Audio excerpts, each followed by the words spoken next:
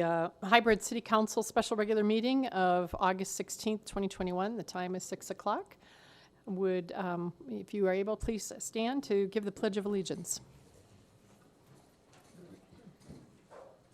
I pledge allegiance to the flag of the United States of America and to the republic for which it stands, one nation, under God, indivisible, with liberty and justice for all.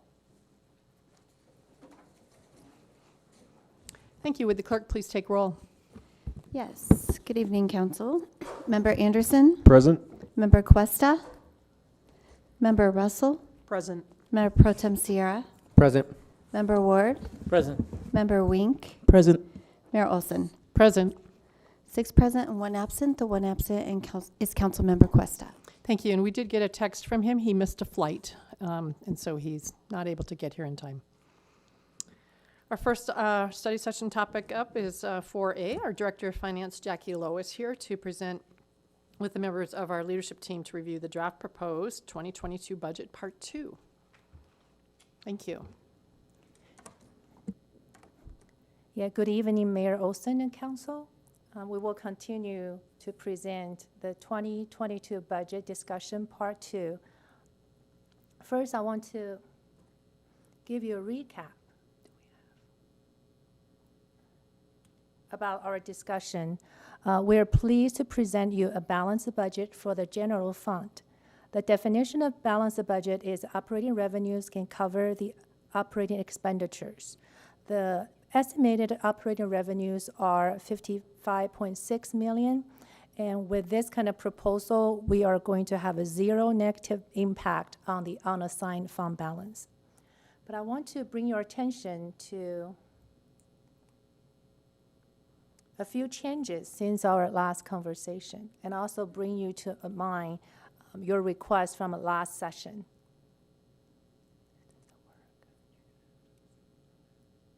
Oh, okay.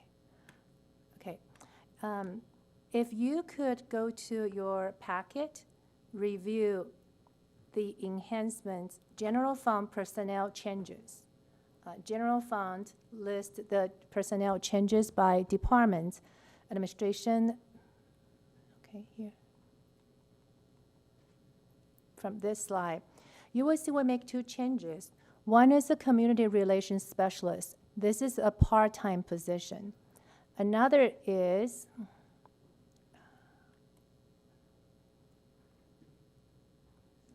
the child care program director, which is a part-time position. So we changed the position from full-time to part-time. Therefore, the total FTE requested for 2022 has been decreased from 15 to 14.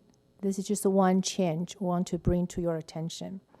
The next thing I want to remind you is from last session, council members request a specific for utilities budget, such as a connector district fees and additional position for the field service technicians. And tonight, Director of Utilities is going to answer your questions. The next one is, at the last council meeting, we proposed to have a fee increase by $85,000 for business renewals and $100,000 for UBL, Universal Business License. Just want to give you the thought process, how we arrive at the numbers. We assume probably 3,000 accounts at a $25 each. That will give us $75,000, and additional renewals will give us $25,000. That's how we get $100,000. And we'll also answer your question through council request tracker number 322. So tonight, 3 department directors are here to answer your questions. We will not have them to do a detailed presentation, but they are here to answer any questions you have. The Department of Utilities, South Platte Renew, and Information Technology, and City's Attorney's Office. If you have any questions with these 3 departments, and they are here to answer any questions you have. Is there any slide you have questions, or we can just dive into questions you may have for these 3 departments? I think probably people would like you to just go through it and then have questions come up as we go through it. Okay. Thank you.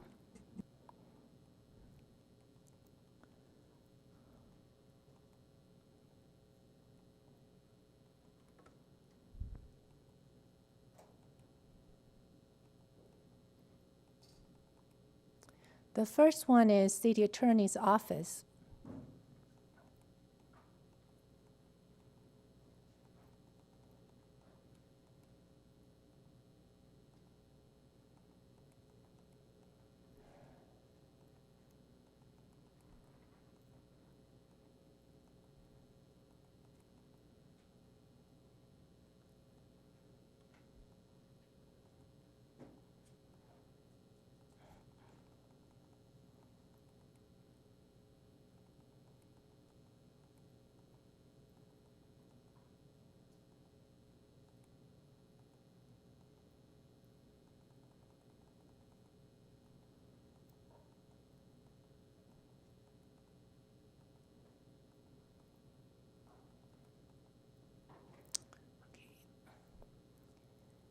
Yeah, you can see the 2022 proposed budget compared to the amended budget.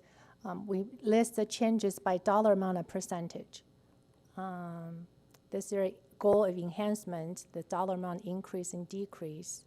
There's a reason. Do you have any specifics for city attorney's questions, specific questions?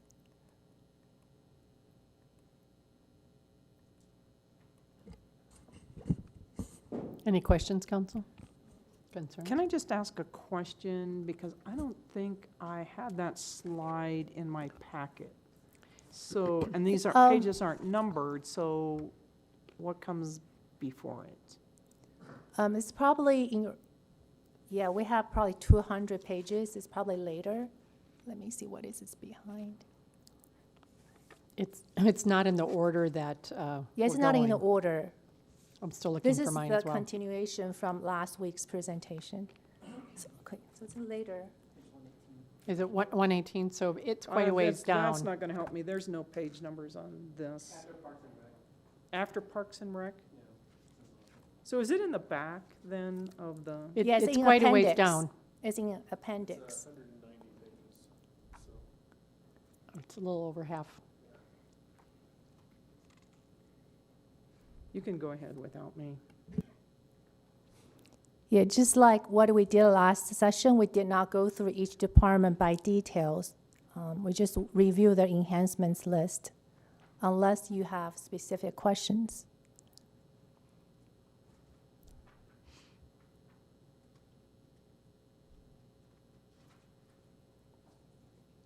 Okay, then if you don't have questions, we'll move to Information Technology Department. Here is the variances between the 2022 proposed budget and 2021 amended budget.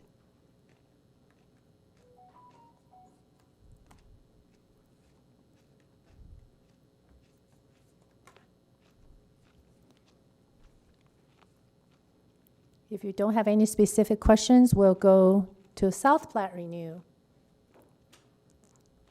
Councilmember Russell. Thank you. So why did we lose $63,600 in personnel? Is there a vacant position, or why did the budget go down from the 2021 amended to the 2020 proposed? I mean, for information technology? Yes. Okay. It's a minus 4% change. Right. Good evening, Council. Good evening. So the 63,000, we had a lot of professional services that we were using beforehand for database services or that. So we actually moved that because we found that we wouldn't be needing any of that for the 2022 season. And then also the contractual services went down 11% also. Yes, that would have been a lot of our maintenance items. We went through a lot of our software maintenance that we had from when we deployed new software, then there was some other softwares that we didn't need anymore. So as they all played out, that was how we reduced all that in there. Okay, so does the budget go up and down? I mean, some years will be more than other years because of that, or? Usually we usually see anywhere from a 2.5% to 5% increase on software maintenance. But when we start changing out different applications, that's when we start seeing that, because the costs are either lower, a little bit lower than what we had, or they were lower. Mayor, Jenny Go ahead. Nolan has joined us virtually, and she does have her hand up, so she may be helpful in answering this. Okay. Would you like to continue, or do you want her to step in? No, just to let you know, when we have those changes in new applications, we will see some reduction in some of the software maintenance costs. Okay, so does it have to do with the fact that we don't use Tyler New World Order anymore, or? No, these are other software applications. So in our budget line item for our software maintenance, it includes all of the software for the whole city. So it's not just Tyler, it has Tyler in there. Okay. That hasn't come out. It's just all the other ones that. Okay, thank you that very changed. much. Let's have Ms. Nolan answer a little bit more too, just to, if there's something else. Can we see her? Or we'll hear her? Jenny, are you there? There you are. Great. Hi, everyone. Just a clarification on the personnel changes. We also allocated part of one of the GIS positions to utilities. So I just wanted to make you aware of that change on the personnel side. So that means it just got taken out of this department and put in Other one. the other department? That's correct. Okay, thank you. But the contractual services are it's cycling is what's happening, right? Yeah, okay. Mayor, if I could, I would like to mention that Mr. King was actually one of our more aggressive departments in really looking at his budget and, making cuts in order, to really help the budget. So I think that he did a great job in cutting costs where we were not spending that money. You may remember in past years, the IT department has historically had a lot of money at the end of the year. So he was really able to look at that with his team and make those reductions as necessary. Great, thank you. Councilmember Russell, did you have more on that, or your light is still on? It's all right, I thought maybe you had turned it on again. Great, thank you. Great work. I think there are no more questions there, so. I do have a question. I'm sorry. Go ahead. Would you like him back up? If we skip back a little bit, it's related to the legal department. I was looking at this, trying to make sure Going I back had to the attorney's department? Yeah. Okay.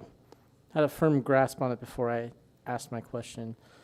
So in the city attorney's office, we're adding, looks like $66,000 to increase for employment matters. That's the slide following that one, or two slides. One more. That one. And it says that it was previously paid in the human resources budget, but the human resources slide is about 50 slides before that. And it seems to show a decrease of $32,000 in the risk management fund. So where's the disconnect there? Thank you, Councilmember Ward. You have very keen eye. In 2021, probably 15% of one finance manager's salary was budgeted in risk management fund because he was managing the risk management piece. And during this year's budget supplemental, we added the money back from risk management fund to general fund to cover his salaries. That's where the difference comes from. Okay, thank you. Councilmember Russell? Thank you. So that, I noticed in the paperwork too, that things got moved around, and so it would be hard to compare 2021 with 2022. is that one of those things that got moved around? And then my second question to that is, have we moved everybody back where they belong now, instead of dividing it up? I would not say we move people back to where they belong. It's just their functionality. If this person is taking on additional function, that function need to be funded by a certain fund. That's how we budget. So it's not that we move the fund around with the positions. I appreciate that, but it does appear like, to the public, like that may be happening. So, But this is just a couple positions, though. We did allocate 600,000, if you recall, from last session, administrative fees from general fund to enterprise fund, water sewer fund, because it's based on administrative study done in 2007. So we just tried if we could apply direct cost to the departments, the services that are provided to, would definitely do so in order to know the true cost of doing business. okay, thank you very much. Looks like you can continue on. Oh, Actually, sorry. Attorney Niles. yes, Mayor and Council Member Ward, I did want to speak specifically to the $60,000 line item. This was actually a budgeting issue that occurred between 20 and 21. So the 2020 budget, there was the $60,000 in the HR budget for outside legal counsel. And then through conversations to which none of us who are now present at the city were a party, apparently it was decided between 2020 and 2021 that that would be transferred to the city attorney budget. So HR took the $60,000 out of their budget, but the city attorney's budget was never increased by a corresponding $60,000. So that's why you're not seeing that between 2021 and 2022. It actually happened, it was an oversight in the 2021 budget, so we're correcting that now for next year's budget. I actually do remember us talking about that at some point, or maybe, yeah, but it's, so when it got missed and transferring over, was it just a budgetary mistake, or what, how do we learn from that so it doesn't happen again? Apparently, we caught it in our office when we started getting the invoices in 2021 and asked, are we supposed to pay this? Yeah. And so we still had the same budget amount that we'd had in prior years, but then these invoices started being sent to our office for payment out of this line item. Thank you. It's like lawyers don't work for free or something. But no. Well, not ours. Some do. Some do pro bono. I'm sure she does. All right, we're on to the South Platte Renew, I think. Yes.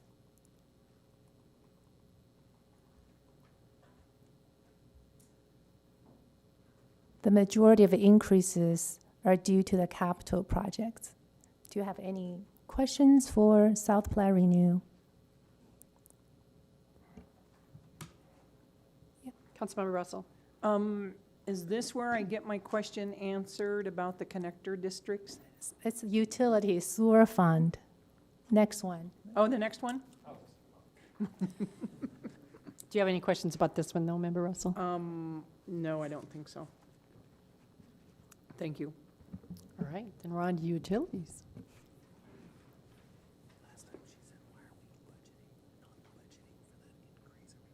Here's a slide.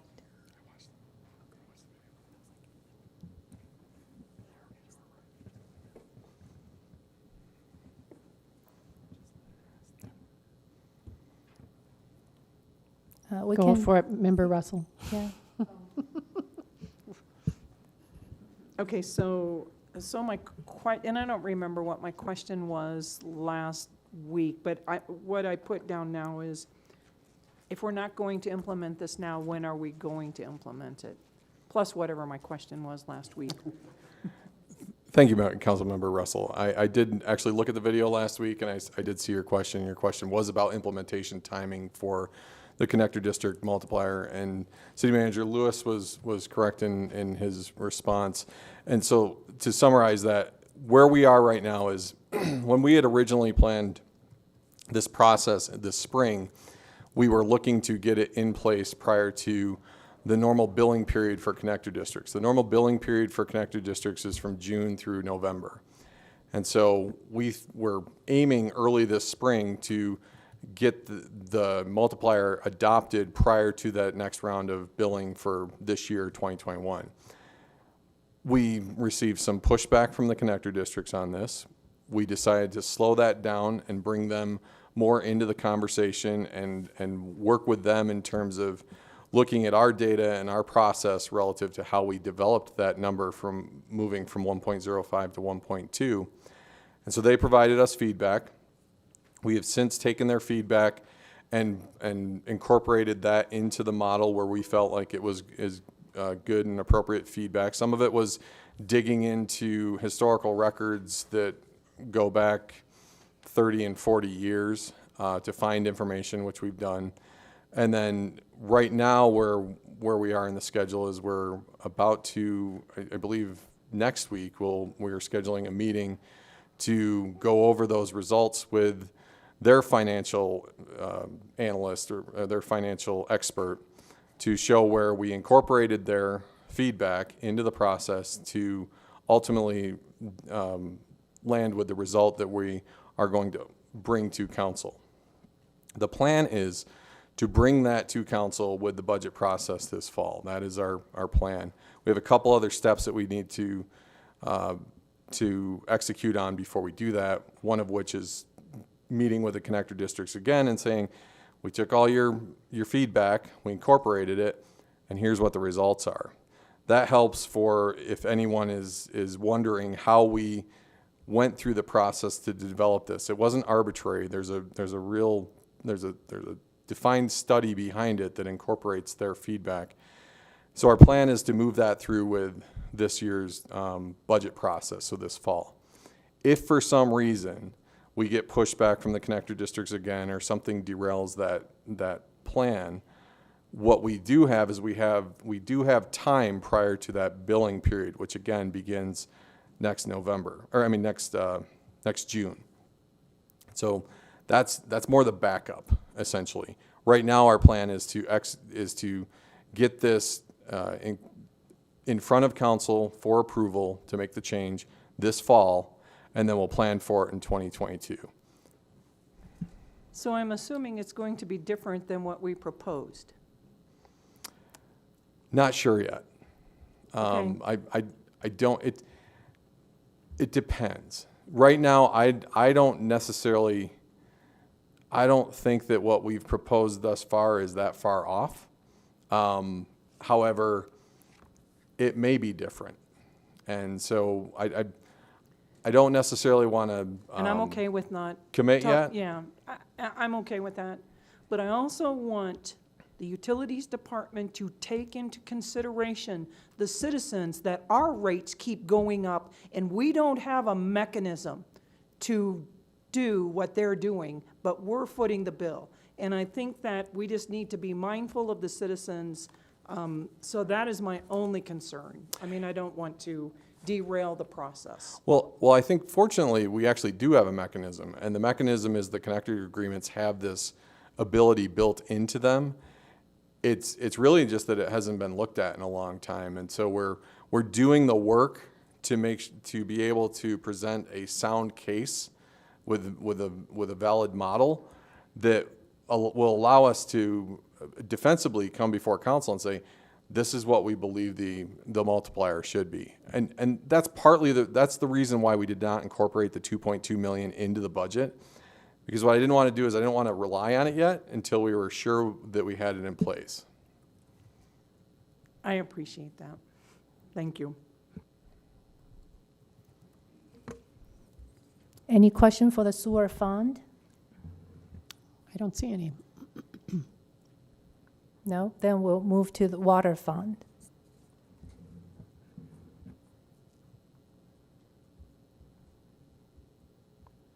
This is a variances between 2022 proposed budget and amended budget by line item.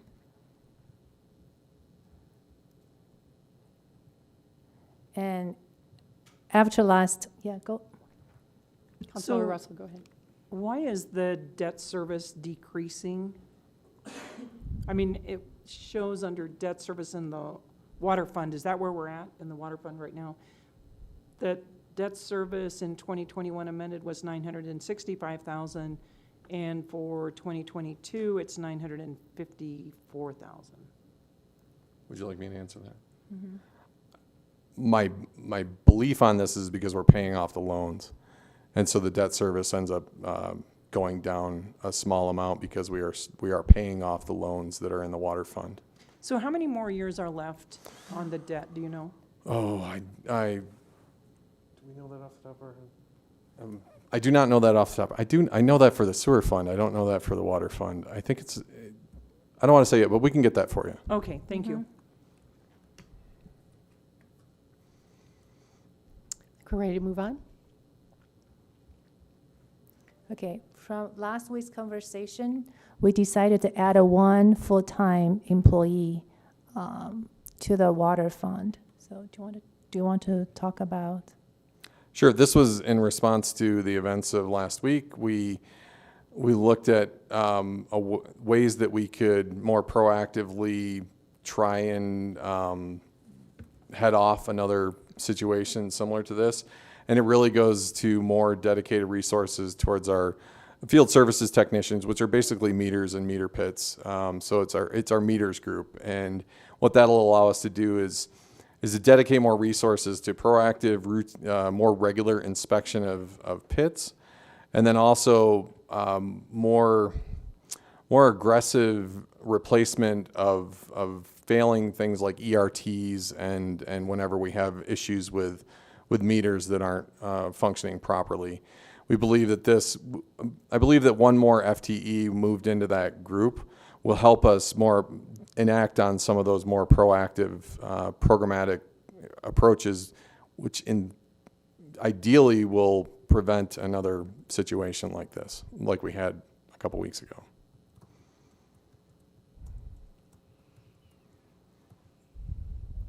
Thank you for that responsiveness. Anybody else? All right, looks like we can move on. Thank you. You need to turn your mic on. This is our last department. So overall, do you have any specific questions for any of the departments? Then we're going to move forward to the capital. But before we move forward, last week I remember we were debating how to fund the second police academy trainee, how if we are going to swap out one position with this one. Yeah. We have not had an internal discussion yet. So our proposal to you is next week we have scheduled additional meeting to finalize the 2022 operating budget. We have two options. We could present how to council how we are going to fund the second police academy trainee position, which position we're going to swap out. Or we can wait until we submit a proposed budget book to the council members before September 7th, and we are going to reflect additional revenue if applicable and how we are going to fund the second police academy trainee position. So of these two options, which one will be working for you? Do you want to continue the conversation next week, or just trust the recommendation of professional judgment of staff to bring you a solution? And if I could add to that, I think that is what we committed to last week, was that we're not going to immediately swap out the position, but rather wait for the final revenue numbers to come in from property tax. And then we are very confident that we can add that position in. So we have had a number of internal emails, but the director is correct, not a, I guess, in-person discussion, but that is our current strategy. Could we, I mean, I don't know if nobody else has their light on, could we have, I think there was confusion about what we had decided back when we took that one out. And I think there are varying perspectives that we all had a different reality that interpreted that night. It would be great to maybe go back if somebody could listen to it. I thought we were giving up another police officer for that as well. And I would like to hear what our training, I would like to hear how we're doing on the academy thing already. And what is, I mean, it was attached partly to a diversity perspective and trying to get different backgrounds. And I don't know where we are with that.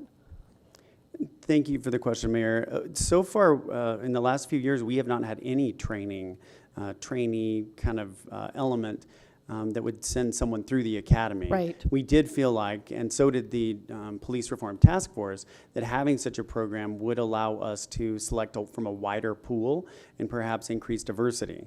But we have not had that ability. We proposed in last week's budget one trainee. Council said they would like to add another. And there was a suggestion made, I believe, by Councilmember Anderson that we swap one of the HR positions with that.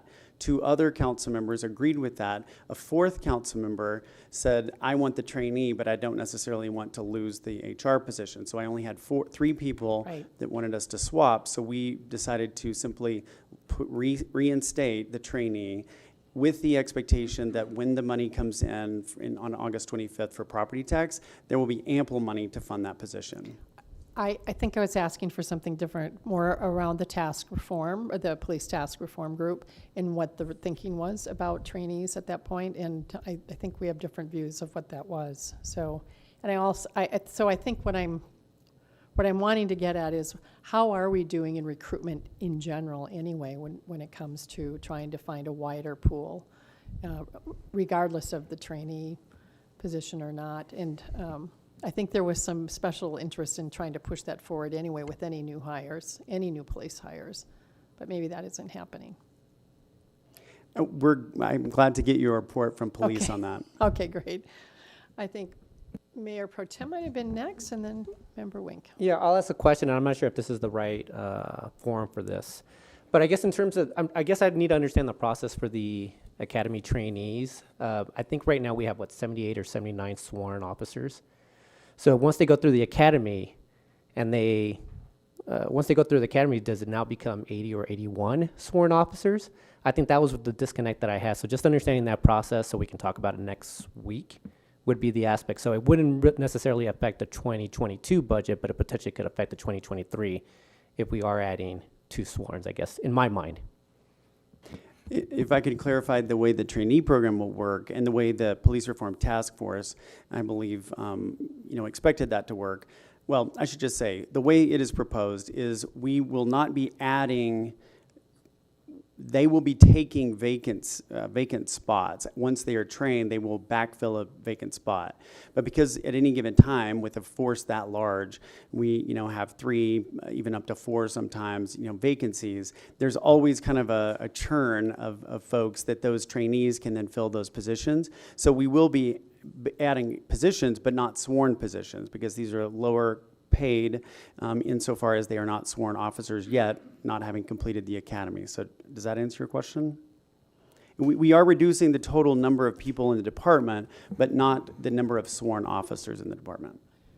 That helps. That's what I was trying to get at in a roundabout way. Councilmember Wink, did that answer you, Mayor Pro Tem? Yeah, Councilmember Wink. Or maybe it wasn't on. Okay, it wasn't on. I think maybe Member Anderson's next. Thank you, Mayor.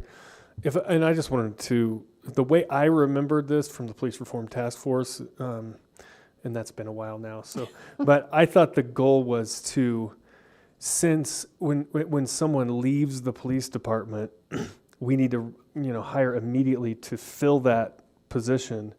This would kind of change the dynamic, because now we would have people ready to go. So we're not rushing to fill those positions to allow us to spend more time recruiting. So we would end up with more police officers, but we'd have a ready, people ready to fill those positions, which I think is what City Manager was saying essentially. Thank you. Councilmember Ward. I would support presenting a budget in the budget book that uses the numbers that we have now, as opposed to operating in the hopes that the numbers will change between now and August. That having been said, I think I'm probably the minority opinion here in that I would propose that budget book trade my pick would be an HR staffer for the academy trainee. I'd like the academy trainee to be fully in the budget and the HR staffer to be tentatively in the budget. Anybody else along that lines? I'm ready to go with what we had said before. I just needed a clarity. I think it's clearer what we're talking about now and who replaces what and how it happens. All right. Anything else, Member Ward? Okay, your light's still on. Okay, so if you don't have any questions about the 2022 operating budgets, we'll move to the capital improvement projects. Yeah, Councilmember Russell. Can I just ask one more question? And this would be about what I brought up last week about the Englewood Chamber of Commerce. What I would like to see from the Englewood Chamber of Commerce is their financials. Because whenever a city supports a private organization, the citizens of this city have a right to know how that money is going to be spent.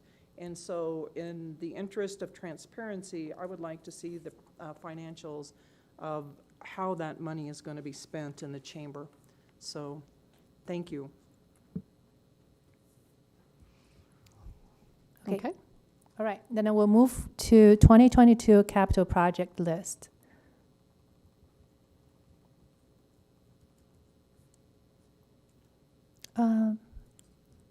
City Clerk's Office, do you have another slide for CIP or is it after this?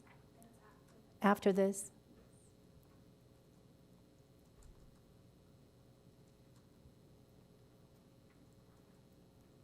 Slide 162. Not that helps.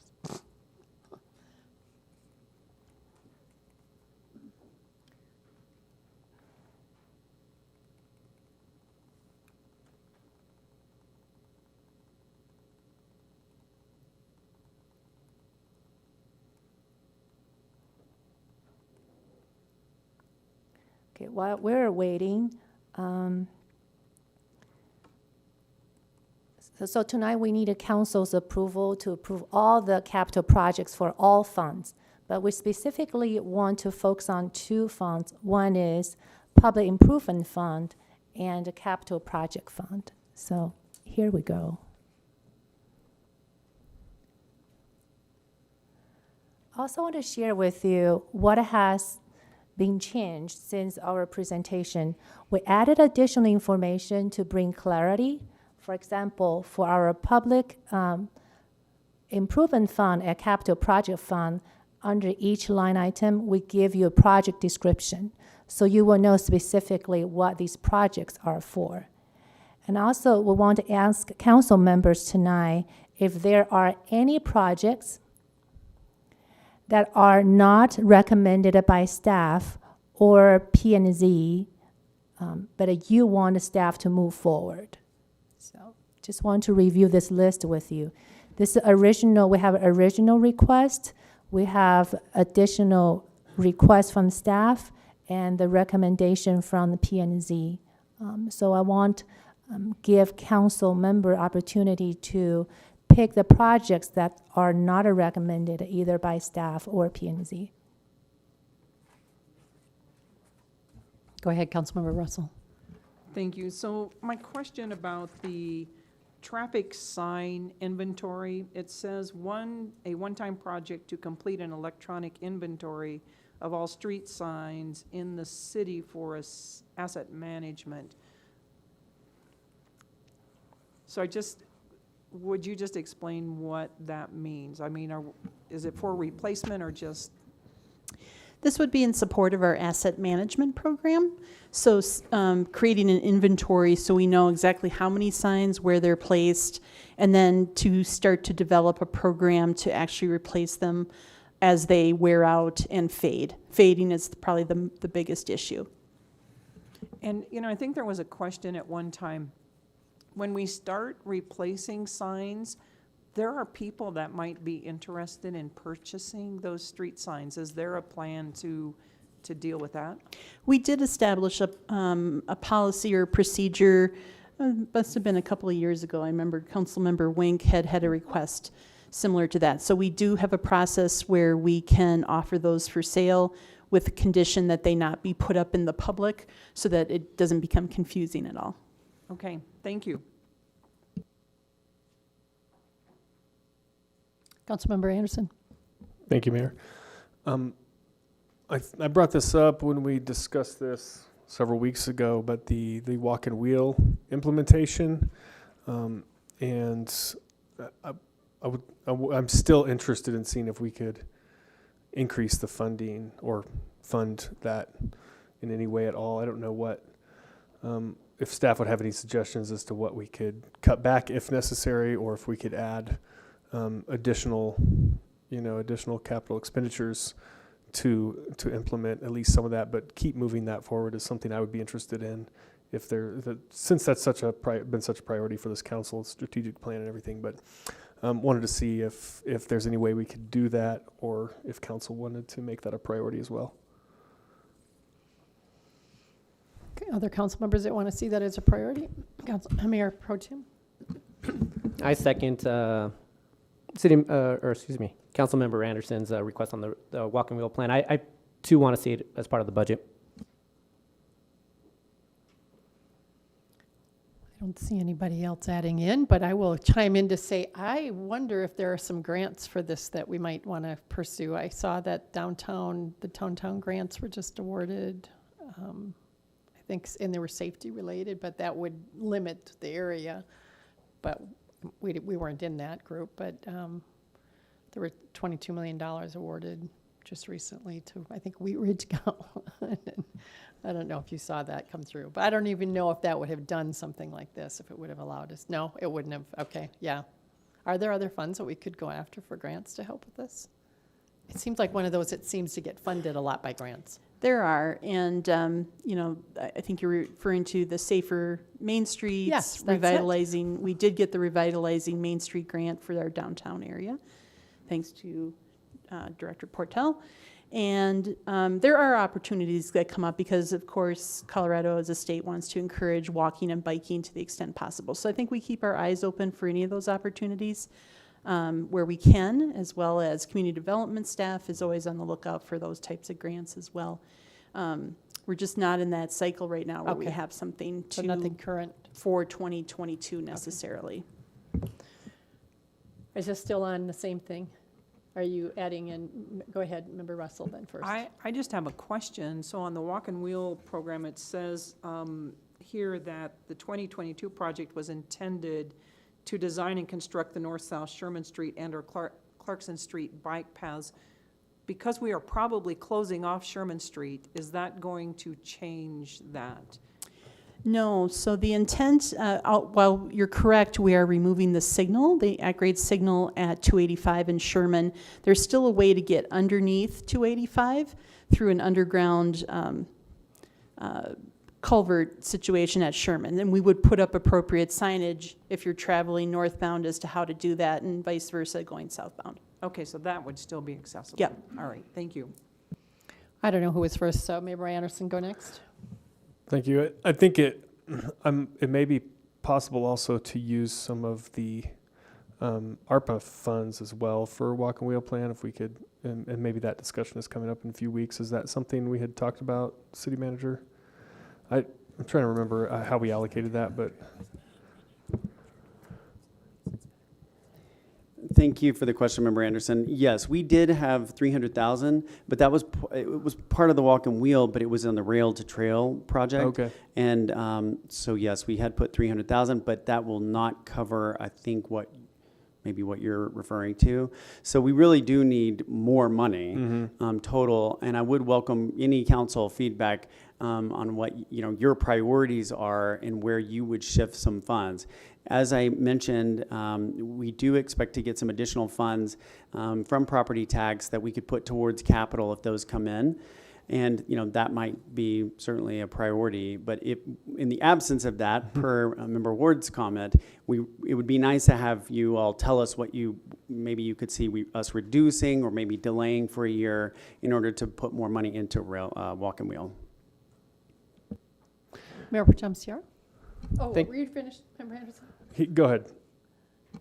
Actually, you go ahead, Member Anderson, because I may take it a little slightly Okay. different direction. Yeah, I was just wondering on this, the slide here, the planning and zoning recommendations, the 950,000. That column is the final. Those are the numbers we're working with here, not the revised request 2022. If we were going to fund walk and wheel implementation out of the public improvement fund, we would have to reduce some number out of that third column in order to increase that amount. We're actually the middle column, the kind of orangey brown is what staff is recommending. Oh, okay. After the discussion So with that came planning and after zoning. planning and zoning. Correct. So the middle Yeah. column is where we would have to. Yeah, so, and you could choose not just from what's on this page, but I believe there's a second page of Okay. PIF projects as well. Oh, that's helpful. Okay. Mhm. I'll glance over that then. Just a point of clarification then, so the middle one is the one we're working with right now, and if we wanted to increase it without taking something off, we'd have to be looking at either a renewed forecasting budget of what we think could be coming in to cover it, and then you'd like us, or we take something else out, or if we can use ARPA and it's qualified, we could use that, right? Those are possible ways. But you would ultimately still like to have a priority for these in case we do, or we are able to do some things, or does it matter? I mean, there's only two things that are missing here, except that you've lessened some on here, but not by much. The way you laid that out is exactly correct. Okay. So we can come about it from any of those three directions. Okay. Now, Mayor Pro Tem. Thank you, Mayor. Actually, I want to just ask a question regarding just the underlying assumption that we have $5 million as part of this. So the way that I'm understanding this is if we're using $5 million, then that basically we're going to keep our reserve requirements at $11 million, correct? That's the TABOR plus the 16.7% of the council reserve requirement that we have in place. Am I understanding that correctly? Yes, why we budget for 5 million is currently, we have a fund balance $1 million. We expect to receive additional fees, 4 million. That's why we capped our CIP at a 5 million. I'm sorry, could you repeat that again, Director Loh? Currently, we have fund balance for the public improvement fund around 1 million. That's why we will receive additional fees, 4 million, 1 million plus 4 million. We can have 5 million funding to support the CIPs. That's why we cap the projects at a 5 million. But if we want to use other funding sources like ARPA or additional operating revenue, we could increase this line item, or we can decrease some of the line item to fund this walk and wheel implementation. But additional revenue sources could be some of the reserves that we have. Correct. And I'm trying to think, Member Ward, what was it the Budget Advisory Committee called I don't want to get it wrong, where we were using the sliding. Ratcheting and sliding? There we go. And it was ratcheting, so I didn't want to say that word without, But anyway, so I guess that's my thought here is that potentially we could be using 200,000. And actually, based on my math, if we're using 55.5 million as the revenues for 2022, that 16.7 is actually 9.2 and a little bit. We rounded up to 9.3. But basically, we could potentially move 200,000 from the reserve requirements to fund the walk and wheel plan if we're not looking to, if we're not able to come to an agreement on where to remove some of the funding in order to fund this. Am I understanding that correctly, the walk and wheel? Did that make sense? I understand, but how are we going to refund the reserve balance then? If you want to use the reserve balance to fund additional CIP? Well, the reserve balance, again, is the 16.7%. This is just a council, what's the term that it's a council target that we set many years ago. We could go over and above. There is no requirement for us to stay at 16.7%, right? So this is just, if we find a worthy cause to kind of fund some projects, we could potentially use the reserve requirement. Correct. Councilmember Russell. Thank you. Now, I don't think we can use the reserve, I don't think we can go below the 16.7. We didn't change the policy, did we? Councilmember Ward, did you want to answer that? But Yeah, it's a policy, so it's a target, and best practice would be to stay at that 16.7%. And just for the record, I would not support dipping into reserves for a capital project if it meant that we would be below the target on a yearly basis. And Mayor Pro Tem Sierra brings up a portion of the conversation that I would like to have at some point soon, which is this ratcheting and sliding idea. Ideally, in my mind, the 16.7% target is a level field for ongoing expenses. And if we bring in revenues that are lower than that, lower than expected, we backfill from reserves. That's the purpose of reserves, not to fund what I'll just call pet projects or other projects that we want funded. It would be an operating thing to ensure continuity of government if the economic forecast doesn't come in accurately. thank you. Can Did you want to continue on, Member Yeah, Russell? I just had one other thing. I mean, if we could have our wish list, when is the Dartmouth Bridge scheduled to be replaced? Yes, we're finalizing the plans right now. They're at about 90%, and the intent is to bid that out yet this fall sometime for construction, probably starting just after the first of the year. Okay, so one thing I would love to see added to the list is Dartmouth Avenue reconstruction west of Santa Fe, because just that little area between Santa Fe and the river is a mess. So if we're doing the bridge, if there's any way that we could tie that in, of course, right now I see there is no money. But I think roads and bridges are priority, so thank you. Councilmember Anderson. Thank you, Mayor. I wanted to follow up on the discussion of the reserve requirement and our unassigned fund balance. This year, we decided to spend down that unassigned fund balance.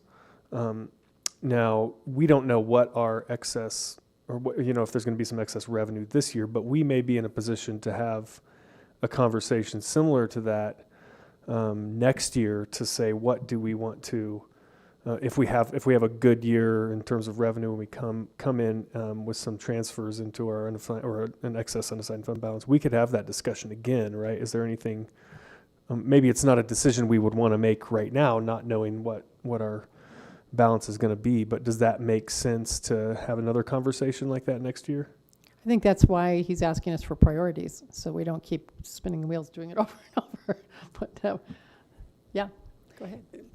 Member Anderson, you're correct, and we have been, through the good work of Manager Nolan as well as Director Loh, trying to put a number to how much we think we're going to be at the end of this fiscal year.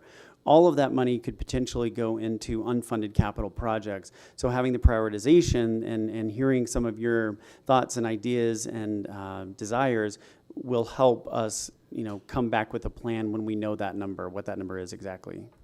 Keep going.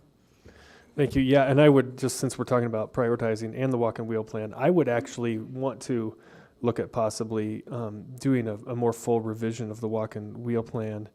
I know we had some money budgeted, I think 20,000 to do a fairly minor revision on that, but I think it could use some more work as well, and I would be interested in funding that as well. I think I did talk to the gentleman who's working on the walk and wheel plan, and there's the potential that Englewood is very close to meeting the kind of requirements for being a 15-minute city, and there could be some fairly small improvements we could make to get to that place, which would be really cool. I mean, Englewood's really well positioned to be a 15-minute city from by bike from anywhere in the city, especially with our downtown right there, kind of in the middle of town. It works really well. I would love to have that as not just a goal, but also a marketing tool as well for marketing our city and, move to a city where you can get anywhere in 15 minutes. It's a really cool opportunity, and that's kind of why I really want to fund the walk and wheel plan and even expanding the walk and wheel plan as well. So I would add that to the priority list as well. Thank you, Mayor. Great. I would support that, or others. So that would be a high priority for me too. I think we've got probably enough of us to, but not exchange it for anything right now. Yeah, we just review the public improvement fund. We still have capital projects fund.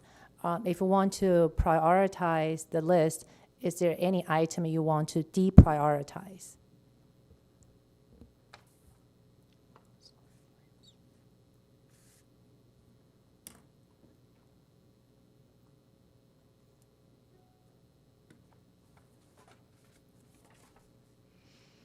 I don't even know how to go about these, so, I can give you a list of projects that could be deprioritized by the recommendation of the Transportation Advisory Committee.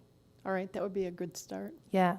Their recommendation that the following projects should be deprioritized: traffic sign inventory, traffic signal replacement, Union Avenue repaving, Parks and Rec lot maintenance. Well, do you know what their reasoning was for not keeping track of our signs? I don't understand that. I think to summarize the whole conversation is that, again, we just have a lot of needs. So I don't think it was that it wasn't identified as necessary, but more in terms of trying to prioritize other items over those ones that they deprioritized. Is it possible to get an intern to do that, an urban land intern that could maybe do that in a very small? Yeah, we're going to explore various options Okay. to see if we can reduce that cost. What the $40,000 estimate is based on actually capturing all that data electronically as you basically drive down the street, very similar to what we did with the street inventory. So there may be other ways that we could do that in a more efficient and cost-effective way. That helps. So you're electronically videoing, not just, I was thinking you're putting it in some Yeah. electronic form, like an Excel sheet, and keeping track of what the dates or a Gantt chart, but that's not at all what you're talking. Okay, that helps. Other priorities on here that you'd like to make sure are on or off, or you don't think are as important?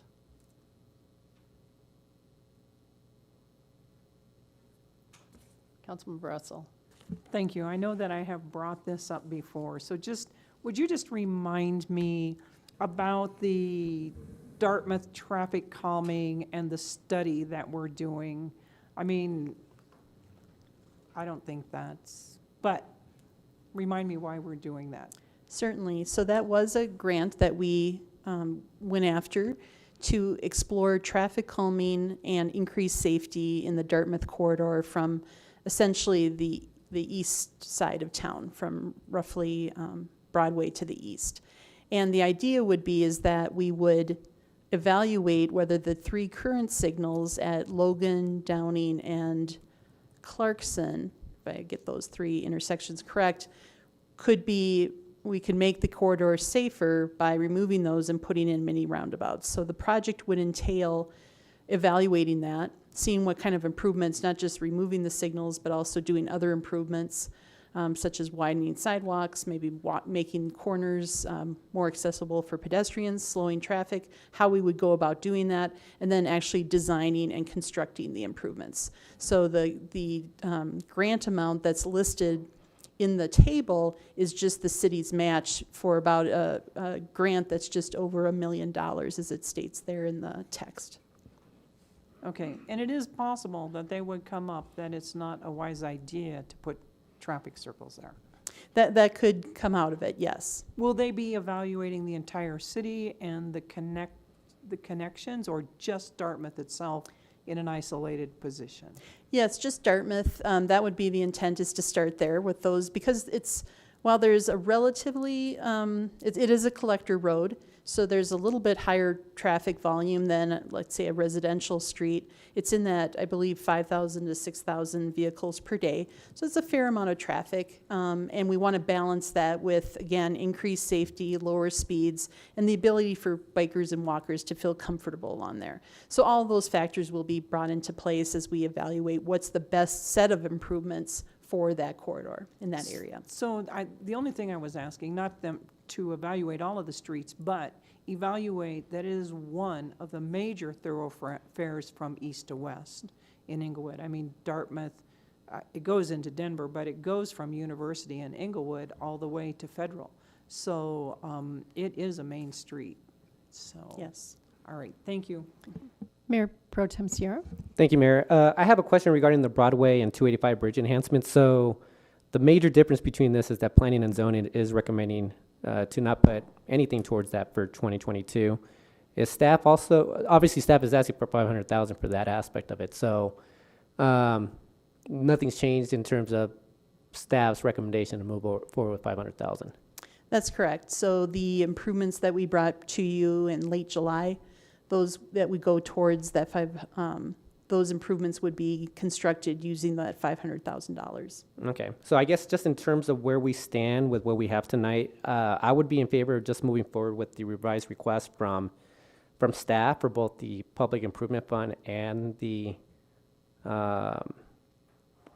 Public Improvement Fund, just the 2.860 million, because it looks like the one major difference between P&Z and staff is really just that Broadway and 285, and just to keep numbers, kind of equal, I guess I would just lean towards going forward with staff's recommendation. Yeah, you are correct. Yeah, I would recommend the same thing, and that we keep the priorities here and revisit as we look at other funding available at the end of this year if there's some one-time projects. Great. Others? You okay with this coming back to us like this? Yes? I also concur. The one item that does still cause me a little bit of heartburn is the Union Avenue repaving. Having driven that, it's unpleasant. So I would also add that to the list of priorities if I was the one deciding on it. Thank you. All right, is that enough? Great, thank you. We'll definitely appreciate your feedback, and we'll prioritize the project you mentioned tonight as additional funding coming in. Thank you. All right, thank you. That concludes your presentation to us, right? Yeah, all right. Thanks for all the work on that. Our next agenda item is consideration of minutes, agenda item 5 of our minutes of the regular city council meeting of August 2nd, 2021. Are there any corrections that anybody needed to make? Seeing none, could I have a motion to approve? I move to approve the minutes of the August 2nd meeting. Thank you, Mayor Pro Tem. Can I have a second? Second? Thank you, Member Anderson. Please vote. Member Anderson? Aye. Member Cuesta? Oh, sorry. Member Russell? Aye. Mayor Pro Tem Sierra? Aye. Member Ward? Aye. Member Wink? Aye. Mayor Olson? Aye. Let the record show 6 ayes. Thank you. We have no appointments, communications, proclamations, or recognition under Agenda 6 tonight. So move to 7, which is recognition of scheduled public comment. The deadline to sign up to speak for scheduled public comment is Wednesday by 5 p.m. prior to the meeting through the city clerk's office. This is an opportunity for the public to address city council. There's an expectation that the presentation will be conducted in a respectful manner. Council may ask questions for clarification, but there will not be any dialogue. Please limit your presentation to 5 minutes in this section, and written materials for presentation to council may be submitted to the city clerk. We have one person tonight. Ms. Kathleen Bailey is here as an Englewood resident to address council regarding the South Englewood Basin stormwater infrastructure. Welcome.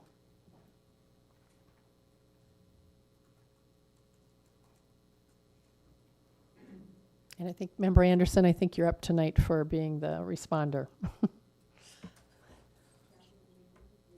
have to turn on, yeah, there you go. Kathleen Bailey, Jason, and Union.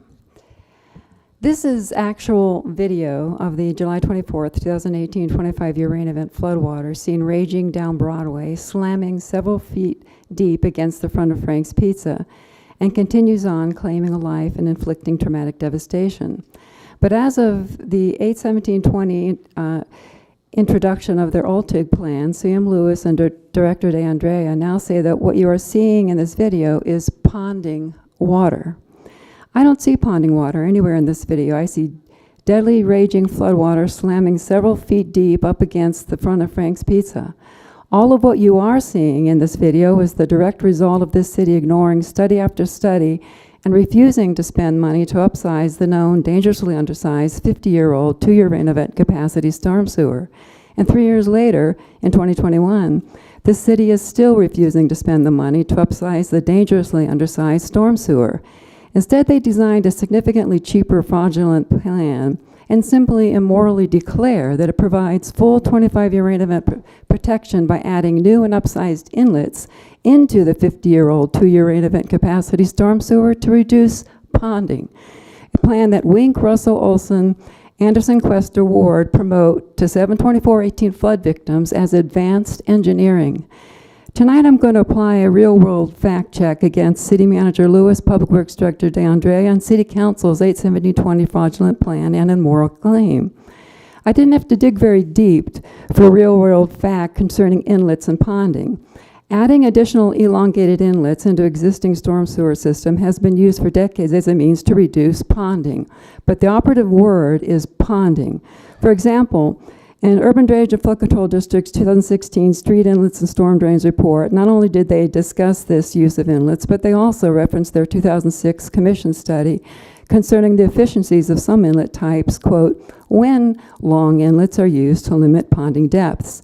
So what exactly is ponding? And this is where I directly want to call out Director DeAndrea, City Manager Lewis, and all 7 willful ignorant council members for their immoral, fraudulent misrepresentation of the term ponding as interchangeable with the term flooding during a large rain event. And again, I didn't have to look very deep for real-world fact.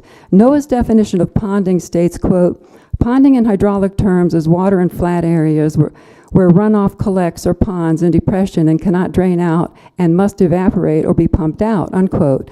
And FEMA's definition of ponding is, quote, the result of runoff or flows collecting in a depression that may have no outlet, unquote.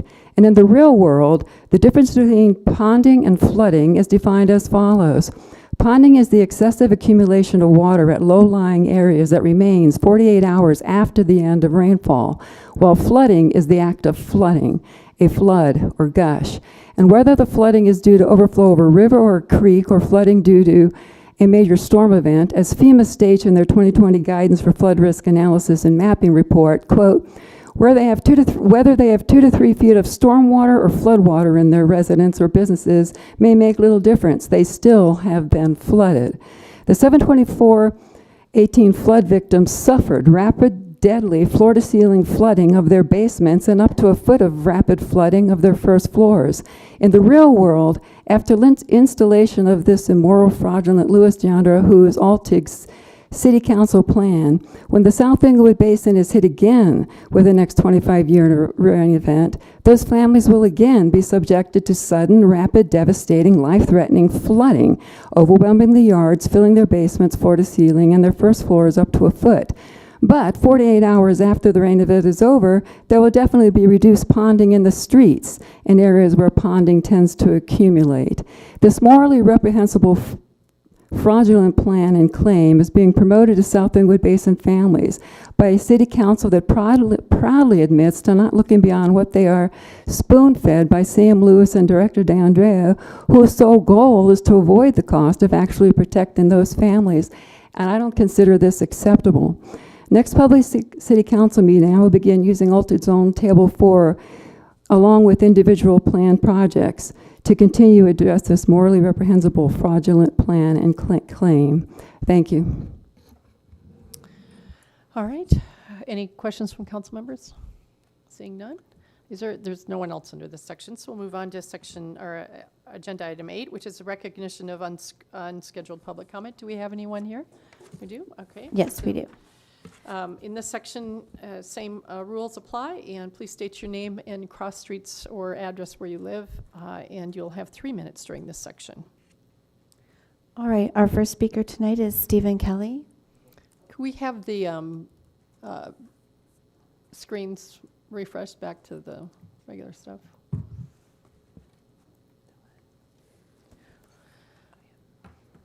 Great, Mr. Kelly. Go ahead. Hi, Steve Kelly, Radcliffe and Delaware. That video looked like flooding to me, not ponding, and a marketing tool, off-leash program in the city would be great. An off-leash supporter attended a very recent Parks Commission meeting, a very disturbing end to a 2-year threat to the off-leash program. Under the cloak of a teleconference meeting, I believe City Manager Lewis and the mayor scheduled it. Parks will recommend a reduction by 100% of the off-leash south of 285. And by the way, the timing seems awfully political to me, just like no chance for citizens to attend this meeting.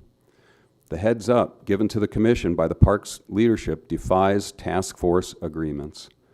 Where is the last task force final presentation? Is it gone? Who will tell you that the vote was split on a barrier or a fence at Jason Park, 50-50? Why is Duncan Park, the plan has changed? Now it's totally revoked for off-leash. I'll tell you, Parks wants the privilege gone. They said it at one of the task force meetings. City Council, respectfully, your job is not to rubber stamp suggested changes to a successful city program instituted and voted on by a city council. Over the course of many months, you have been informed of the logic and data reality of the off-leash issues. You have been given accurate data on Jason Park for sure. 6 tickets in 3.5 years, no dog bites.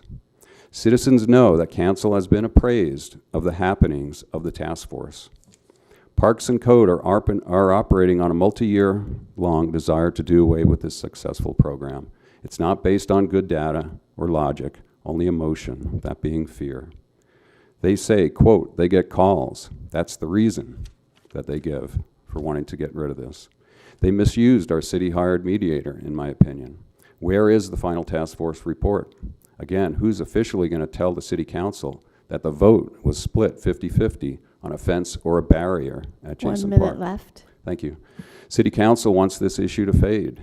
Depending on council's actions at the teleconference meeting, it will be an issue in the upcoming election. Do the right thing, I respectfully ask. Lead.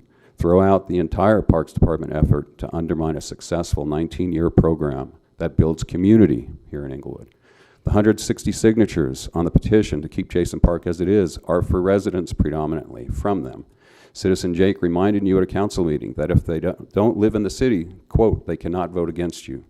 I'm going to respectfully remind you of the logical inverse of that statement. If they do live in the city, they can vote against you, those that are running.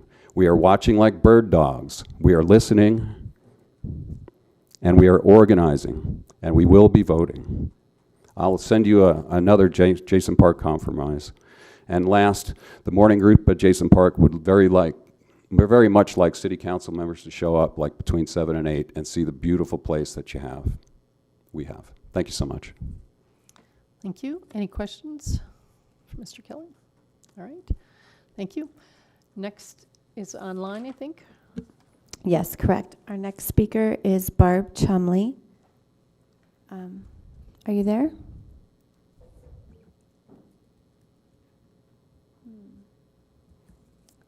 Let's see. I see that you're off mute, but we can't hear you.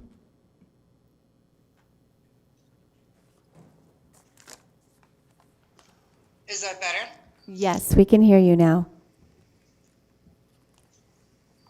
Go ahead, Ms. Chumley. Good evening, council. Some of you are familiar with me. I have been, Could you give your name and your cross streets or your address where you live as you start? Thank you. my name is Barb Chumley. I'm at Radcliffe and Bannock. Thank you. As many of you know, I've been part of Englewood Leashed for several years. In the 10 years that I have been in the group, we have not had any issues that would accommodate what you guys are asking as far as fencing. I would ask you all to take a really good look at it. Come visit the parks that you are having question. I don't think that the majority of the citizens would appreciate the suggestions that you've received. I think that it would benefit all of us if we could have a council meeting where we could be in person with groups as a whole to advocate for ourselves and for what we would like to see Englewood have.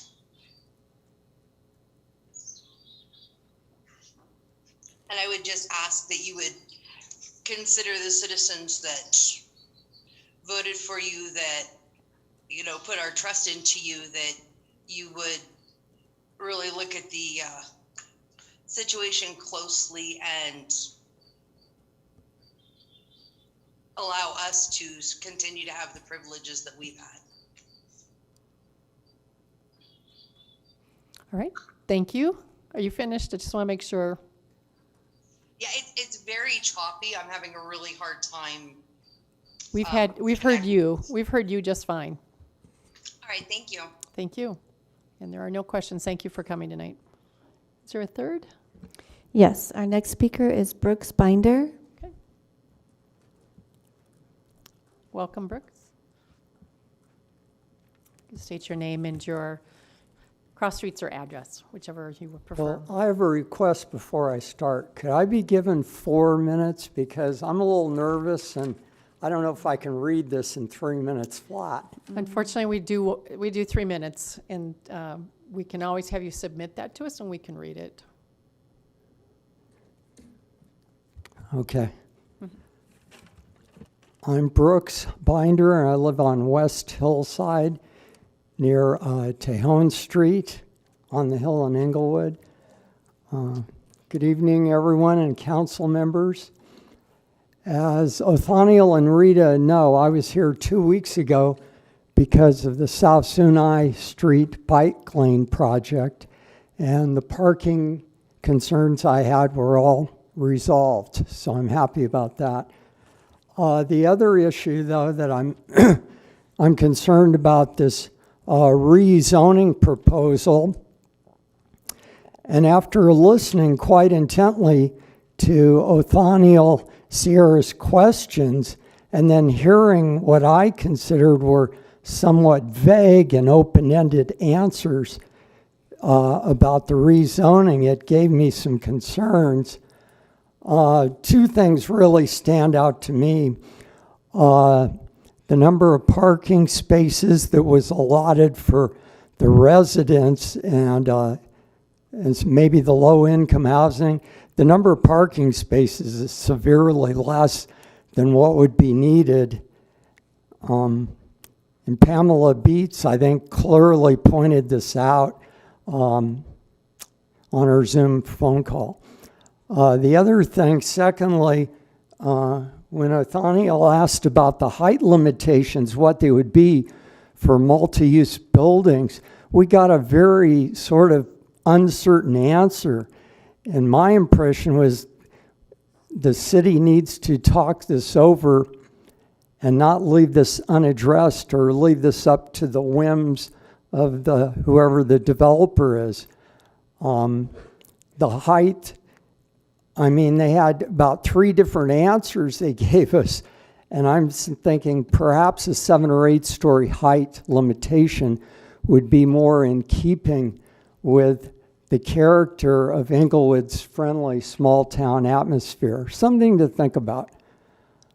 I think this rezoning needs to have more time taken to iron out a lot of these details.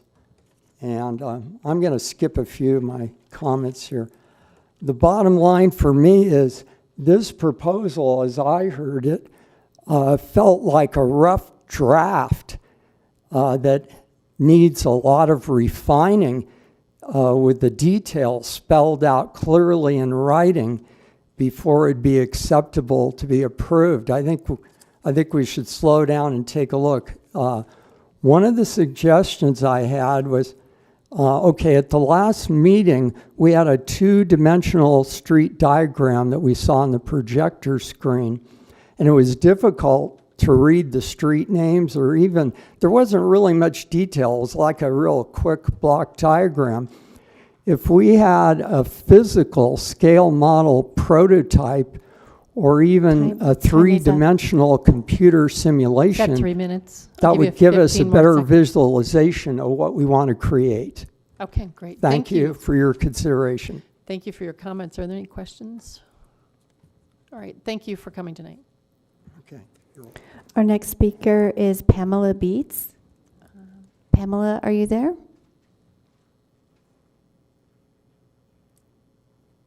Cross Streets, Delaware, and Floyd. I'm here to comment about the redevelopment plans. I believe changing the current zoning for the city center development is premature until there is a cohesive plan that benefits the city and its residents. I don't believe that was demonstrated in the public hearing. Council's concerns were not answered in a satisfactory way. Some of the things I saw or heard that council had concerns about is that the city will have no control of the development if zoning is changed, and development is at the discretion of the developing entities. There's no plans for city services or offices, such as the library and probably your offices. Developers want to tell the city how much retail and commerce is allowable by their construct, not by what's good for the city. You know, probably what we have there is, as retail business, you're making more money on than you might with this project. And issues such as traffic, cut-through traffic, air, noise, and light pollution, and infrastructure were not addressed. There's parking issues that were not addressed, and there was a contemptible allowance for parking that was based on economic status. But the most concerning thing for me was the appearance of community development and planning and zoning, sitting with the developer and fielding questions and appearing to favor the developer's plans, not the best interest of the city. In my opinion, city agencies and employees, their responsibility is to be aligned with the best interests of the city and its residents. This plan does not in any way meet that criteria. There is an enormous negative environmental, economic, and quality of life impact for the city and its residents. It only benefits the developers and what they want. It does not benefit Englewood. 1 minute left. The zoning change with development plans that should not move forward until such issues are fully discussed and solved. Thank you. Thank you. I don't see anyone asking questions, so thank you for coming. Our next, speaker is Mary Coletti. thank you. I'm at 801 Englewood Parkway. Could you pull it up just a little closer? That'd be great. Does it move? I'm at 801 Englewood Parkway. Okay. Thank you for your time. I have been coming to 3 meetings as I've been called to run and campaign for city council. I thought the meetings ran really smoothly with minutes attached to them, like 7:05 to 7:15. I encountered a little bit of distress when it came to people coming in and scurrying to fill out their paperwork beforehand. If I get on the council, I would ask that we give our citizens fair warning if we send out a flyer or something to adhere to that. I also went and had the privilege of visiting Jason Park. That was an amazing experience this weekend. I really enjoyed just the freedom of the dogs being able to be out. I actually saw more, the dog owners took their privileges very responsibly, and I appreciated that. That doesn't happen around my neighborhood. I do know that those kind of things are going to be the everyday kind of things that I'm going to have to see in this council, and I thank you for your time. Thank you. Are there any questions? Go ahead, Member Russell. Thank you. Thank you, Mary, for coming. And so I have a question. Did you say that a flyer was sent out about the city council meeting at 7 p.m.? Yes, I received it in the mail, and a gentleman behind me that came about the bike path, it did say that public comment was at 7. Okay. Thank you very much. I appreciate that. All right. Thank you for coming. All right. Anybody else? Our next speaker is Robert Merritt.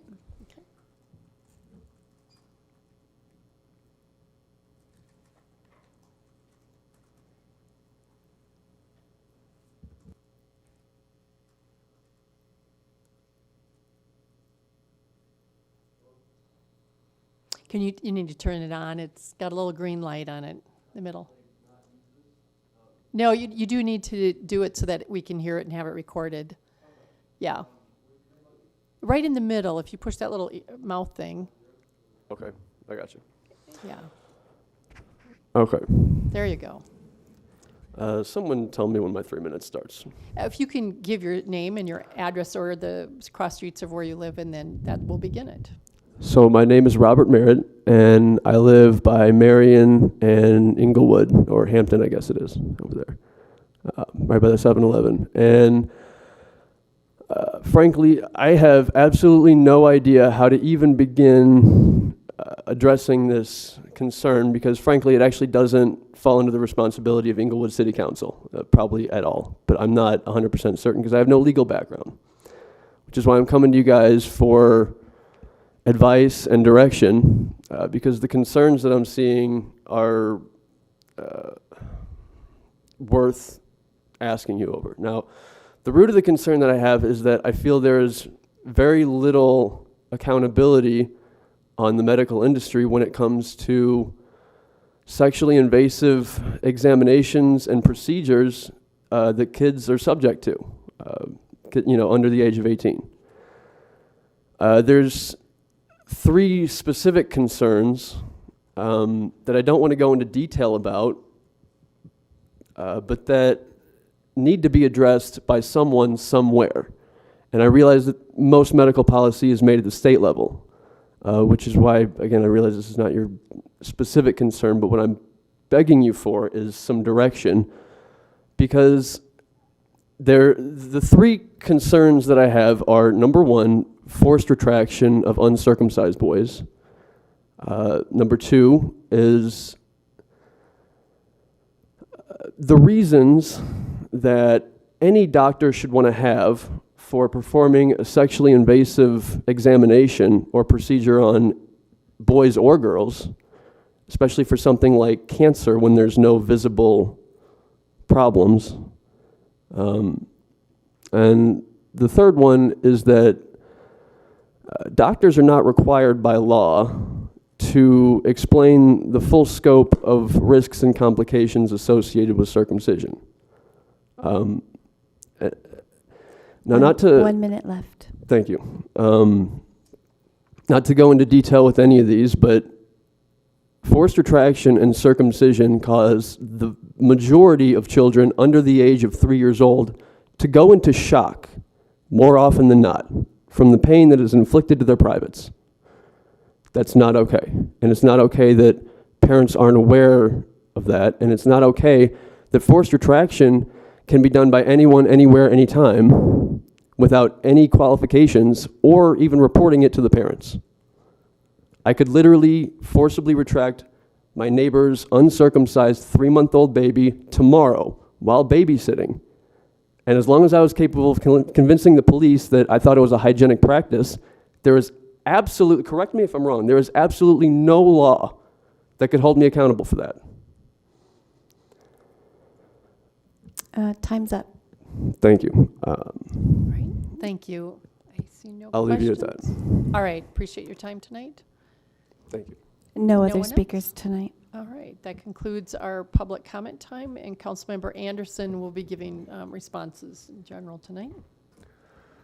Okay, thank you, and thank you to all the citizens who came out to speak tonight. Appreciate hearing from each one of you. I'll start with Ms. Bailey's concerns about the flooding. I do take the charge that we are being immoral and fraudulent very seriously, and I'm not sure I follow the logic there. The word, apparently taking issue with the word ponding, I'm not sure where that's coming from, but the goal of the plan, the OLTEG plan, and what council approved was to prevent water from going onto private property during a storm event. And so I'm not sure how that would make our council or staff fraudulent or immoral in this situation. If the word wasn't the appropriate word, then maybe we could correct that in a document or something like that. But the goal is to keep the water off private property to prevent private property from getting flooded with water. But thank you for coming to speak, Ms. Bailey. Then regarding the dog park issues, Mr. Kelly, Ms. Chumley, I appreciate you guys coming out tonight. I'll refrain from speaking too much to the specific plan and how council will go on that. We don't know once that comes to council. I'm really excited to finally have it dealt with as council and really appreciate the feedback from each one of you, but do look forward to finally settling that as a city council and seeing what recommendations come before us. On the rezoning concerns from Mr. Biner and Ms. Beats, on the parking, I'll just talk to a couple of issues more in general. Again, don't want to get into the specifics on this one, so we'll be talking about this tonight as well. But the parking issues, I'd refer you to a couple recent studies that show that many of these RTD developments have too much parking, far more than is utilized, and parking is very expensive. So that's one of the reasons I think the recommendations are what they are. And then on the question of whether or not the city can actually has any control if we're just letting the developers do whatever they want. The city of Englewood does own a large portion of the underlying property, and so we do have a fair bit of control over how that land gets developed, even with these zoning changes. Ms. Colecci, thank you for your feedback on how we run the meetings and for coming out to speak to council tonight. We appreciate your service to the community as well. And then finally, on Mr. Merritt, your questions, I think you have identified correctly that maybe we are not the best body to be addressing the medical issues that you brought up, but perhaps we could, I'll just make this a council request, could we get a kind of a legal analysis on what appropriate state boards oversee medical issues on the kinds of things that Mr. Merritt brought forward. Otherwise, thank you all to all the citizens for coming out to speak tonight. Appreciate hearing from you. Thank you. Councilmember Russell. I would like to do a council request for a copy of the flyer that was sent out that said the meeting would be scheduled at 7 p.m. Thank you. Yeah, I add to that if it's a city flyer or some other flyer. I don't know about what this is at all. So, all right. Thank you. Seeing nothing else, let's move on to agenda item. I actually wanted to ask council if you wanted to take a break before we head into the next. Yes, please. All right, we will. We'll take a break, come back and do consent agenda. So we'll take 5 minutes. Please be back at 7:38.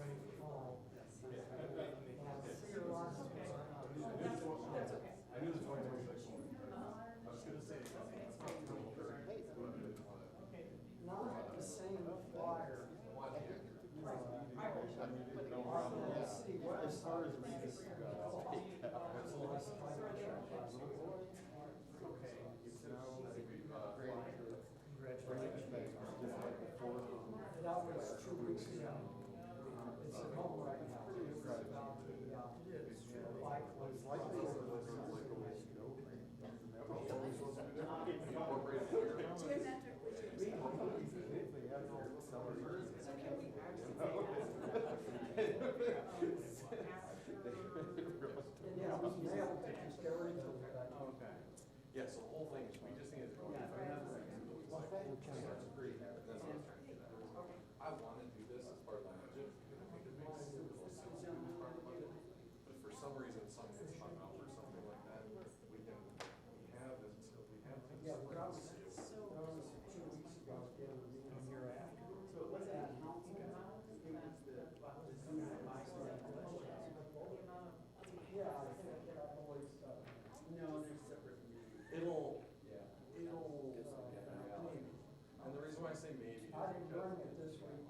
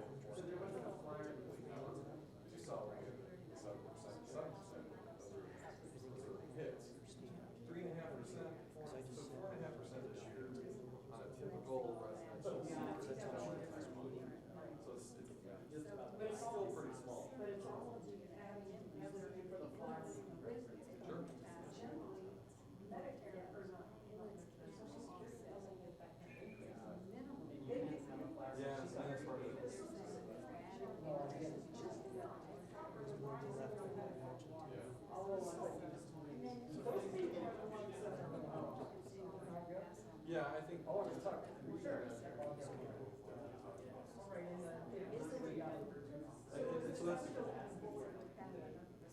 Cap's all part of it. Right now it goes to the county, the county has all kinds of money that the feds have given. And so it's a way for us to create relief for our citizens without necessarily putting more pressure on our. So it's just the mechanism to access.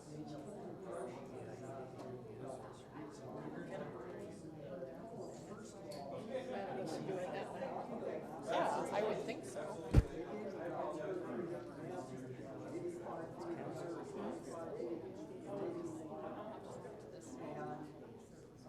I didn't have a chance to see it.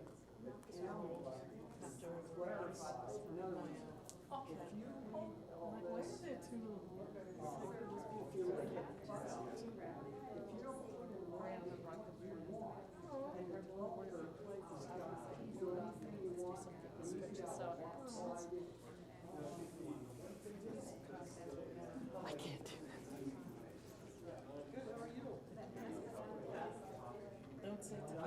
No, you're gonna tell me that. Should be open and say, Oh, you know. Did you lock it? No, I didn't lock it. I didn't even shut it.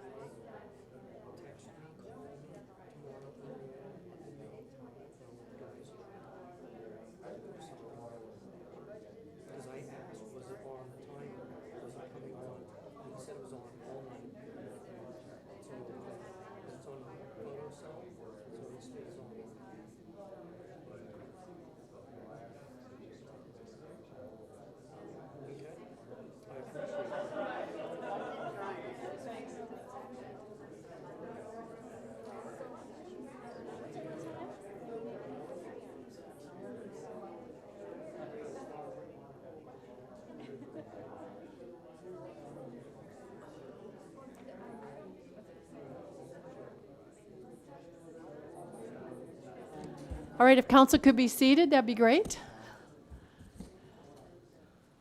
Yeah. Do. All right, we're on to consent agenda items 9. So are any of these, does anybody want to pull any of these? If not, could I have a motion to approve 9A1, 9A2, 9B1, 9B2? I move to approve consent agenda items 9A1, 9A2, 9B1, and 9B2. Thank you, Member Wink. I second. Thank you, Mayor Pro Tem Sierra. Please vote. Member Anderson? Aye. Member Russell? Aye. Mayor Pro Tem Sierra? Aye. Member Ward? Aye. Member Wink? Aye. Mayor Olson? Aye. Let the record show 6 ayes. Thank you. I'm just missing one thing. Here we go. Sorry about that. I had notes written on my agenda here, and I was using the other one. All right, the next agenda is 10, which is a public hearing items. The public will be able to participate virtually or in person in this following hearing, and we'll find out who we have on each. Do we have folks signed up right now? We do? Just, well, okay, that's fine. So the public hearing regarding a proposed ordinance to approve the Englewood Downtown Development Authority downtown plan, and our staff tonight for this, before we get going here, is our Director of Community Development, Brad Power, Redevelopment Manager, Dan Paremba. So could I take a motion to open the public hearing, 10A? I move to open the public hearing. Thank you, Member Anderson. Could I have a second? I second. Thank you, Mayor Pro Tem. Please vote. Member Anderson? Aye. Member Russell? Aye. Mayor Pro Tem Sierra? Aye. Member Ward? Aye. Member Wink? Aye. Mayor Olson? Aye. Let the record show 6 ayes. Thank you. And then could we have those who are presenting sworn in tonight? Anybody that might be with you tonight answering questions would be great to have them all come up at once, maybe. Would that be okay to do it that way? Yeah. Thank you. We'll wait for It's Ms. Hillary. She's McTell, on the too. way. Okay.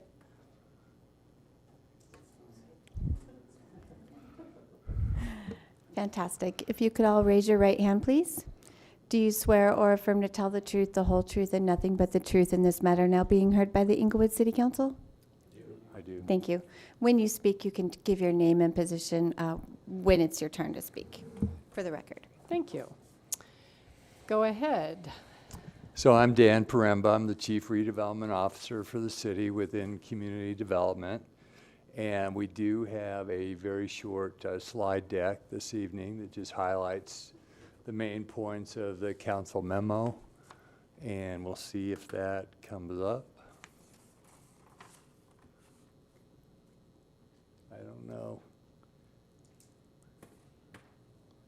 I'm sure it will momentarily. So let me just mention that notice of tonight's public hearing was published on the city's website and in the Englewood Herald on August 5th, meeting the required 10-day notice requirement. So as you've seen tonight, to answer any of your related questions, we have Hillary Portel, the Executive Director of the EDDA. I think online we may have Hillary Graham, who's with the EDDA's outside law firm. And then we also have Mark Tompkins from Stray Advisory Services available to answer any financial questions.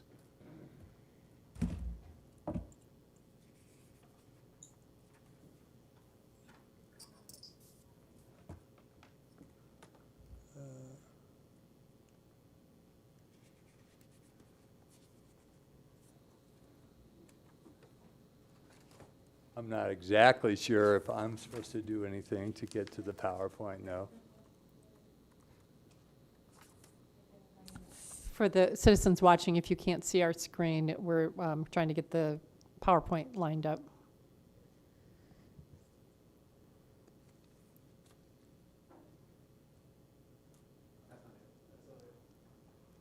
That's the CIP budget follow-up.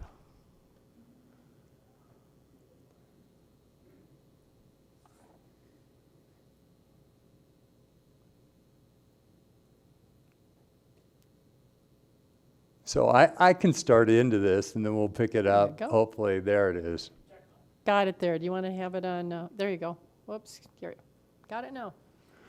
So we'll just start out. Here are the DDA boundaries. And again, you know, one of the primary goals was really to connect over time the three interconnected but somewhat separate sub-areas of the EDDA, City Center, South Broadway, as well as the Medical or Wellness District. And so that's one of the real strategies for the EDDA going forward. The plan of development, which we're here to discuss this evening in terms of a public hearing, as you will remember, it's been coordinated with 3 other EDDA measures recently approved by council. It was the 2021 EDDA budget and operational plan, the intergovernmental agreement between the DDA and the City of Englewood, and most recently the 2021 EDDA election and debt authorization ballot measure. So these are all really kind of part and parcel of the overall package. Under state statute, the downtown plan is basically the strategic business plan of the EDDA. A draft plan was reviewed with council just about a year ago, the 2020, and it was promulgated or sponsored by the 2020 Downtown Matters Initiative. You may remember that there was a 25-member steering committee that met numerous times, and the plan was posted for public comment over a several-month period. Hard copies were also made available for the public. And it was the draft plan that was reviewed with council during the June 22nd, 2020 study session.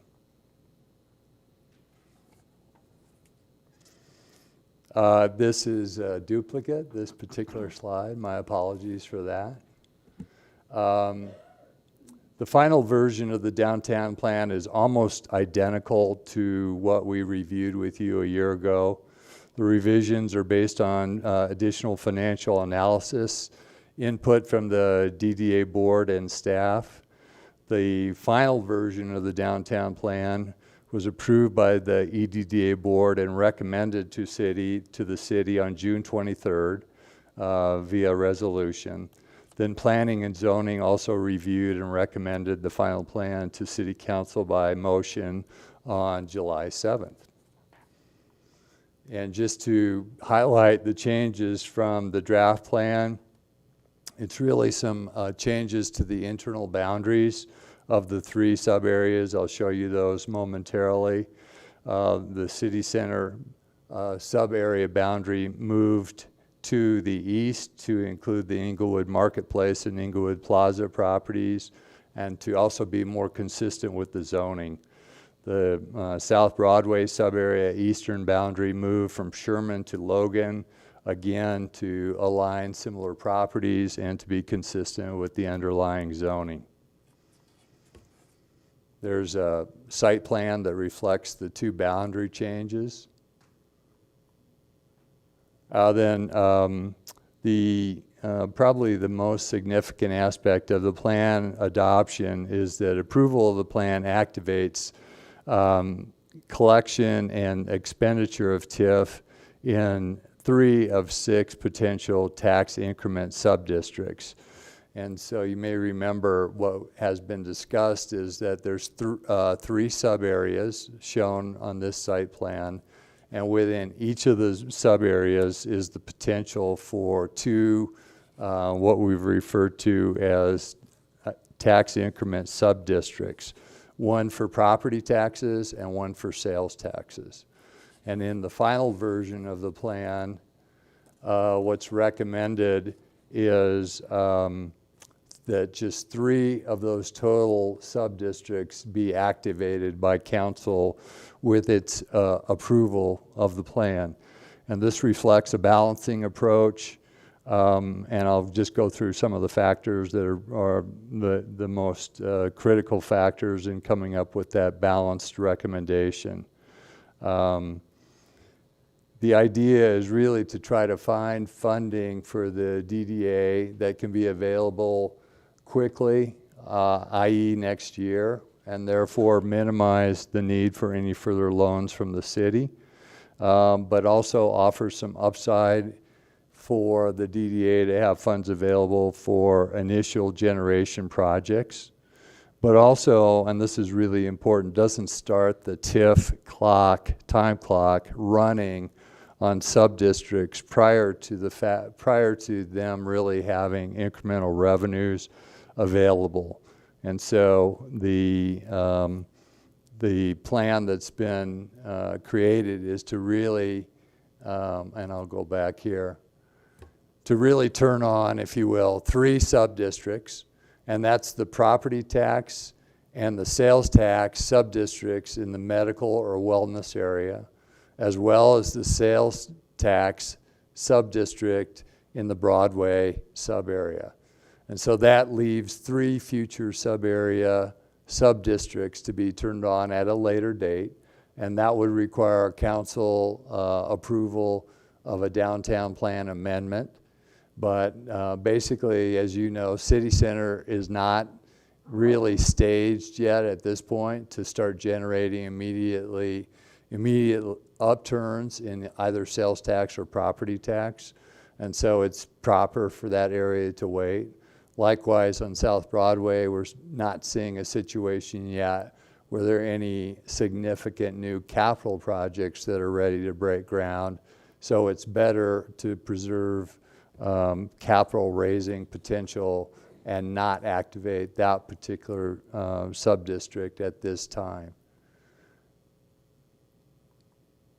And just in terms of giving you a sense of some of the revenues that can be generated, this is the projection for the next 5 years of the property TIF within the medical district. And you'll see it starts out with about $480,000 over the next 2 years, jumps to $750,000, and finally a bit over $1 million. And these are the incremental tax revenues that become available through property taxes within that area that become available to the DDA for DDA projects, and later down the road also with council approval to potentially support debt issues, bond issues. But this, everyone who's looked at this, worked on it, feels like it's a prudent approach that balances the need for current revenues by the EDDA, but also preserves long-term capital raising capacity without wasting time by turning on the 30-year TIF clocks too early. And with that, I think I'd be happy to take any questions or have other members of our team take questions. Thank you. Questions, council? Start out with Member Anderson. Thank you, Mayor. Thank you, Mr. Perimba, for the presentation. My question is regarding the slide that we're on here, the potential increments, the 480, 469, 751, 867, and 1,141, 711. Those are very specific numbers. What are those numbers based on? Are these anticipated developments in the area over the next few years, or?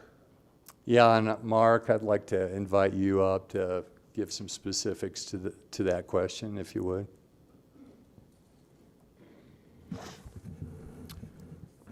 Good evening. Mark Tompkins with Stray Advisory Services. They are specific mostly because we didn't want to round, and so what we did was looked at construction that is either underway or to be completed in the near term, and we really only looked about we had a near term, which is in the next 2 to 3 years, so current activities and what Dan and John Voberil really understood in the community as imminent projects. And so we looked at those and said those would break ground, and here's what we think they are. And so we identified those parcels in the next, in the short run and then in the medium run, and then said, you know, it's way too speculative to think any further out than maybe 5-6 years down the road.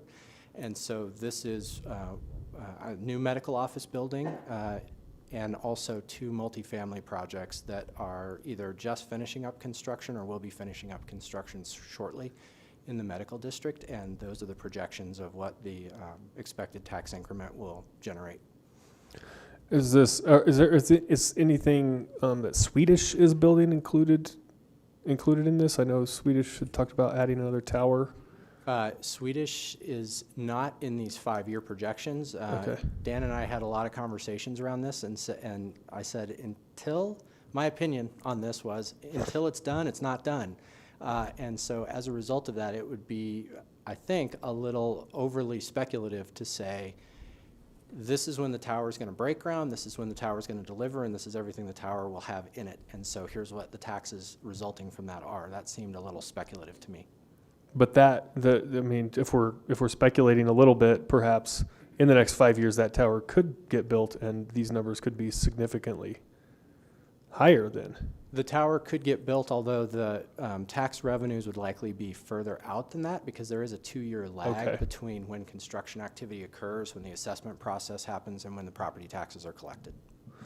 And then can I just ask one more follow-up? Go ahead. here? No one else has their Okay. light up right now. The on the property tax, the more general question on the property tax increment, this would include the increment for both city property tax and the school district, as well as the county, all three, city, county, and school district, 100% of that. So there's no property tax sharing were included in these numbers? These numbers do not say where the money will go. It just talks about what That's the tax potential. increment would be generated. And so it is specific to just state statute of how tax increment is generated, how the statute works, and what the resulting dollars are. I believe Dan and his team are thinking about and have meetings on the calendar, introductory meetings on the calendar with the other taxing authorities to really introduce this concept and to really understand what questions or concerns they have. So does the city then, does city council, will we have an opportunity down the road to talk about the property tax sharing, or is that built into the plan, the plan that we're looking at right now? I would say, yeah, absolutely. Council would have to approve any tax increment sharing agreements with the other taxing entities.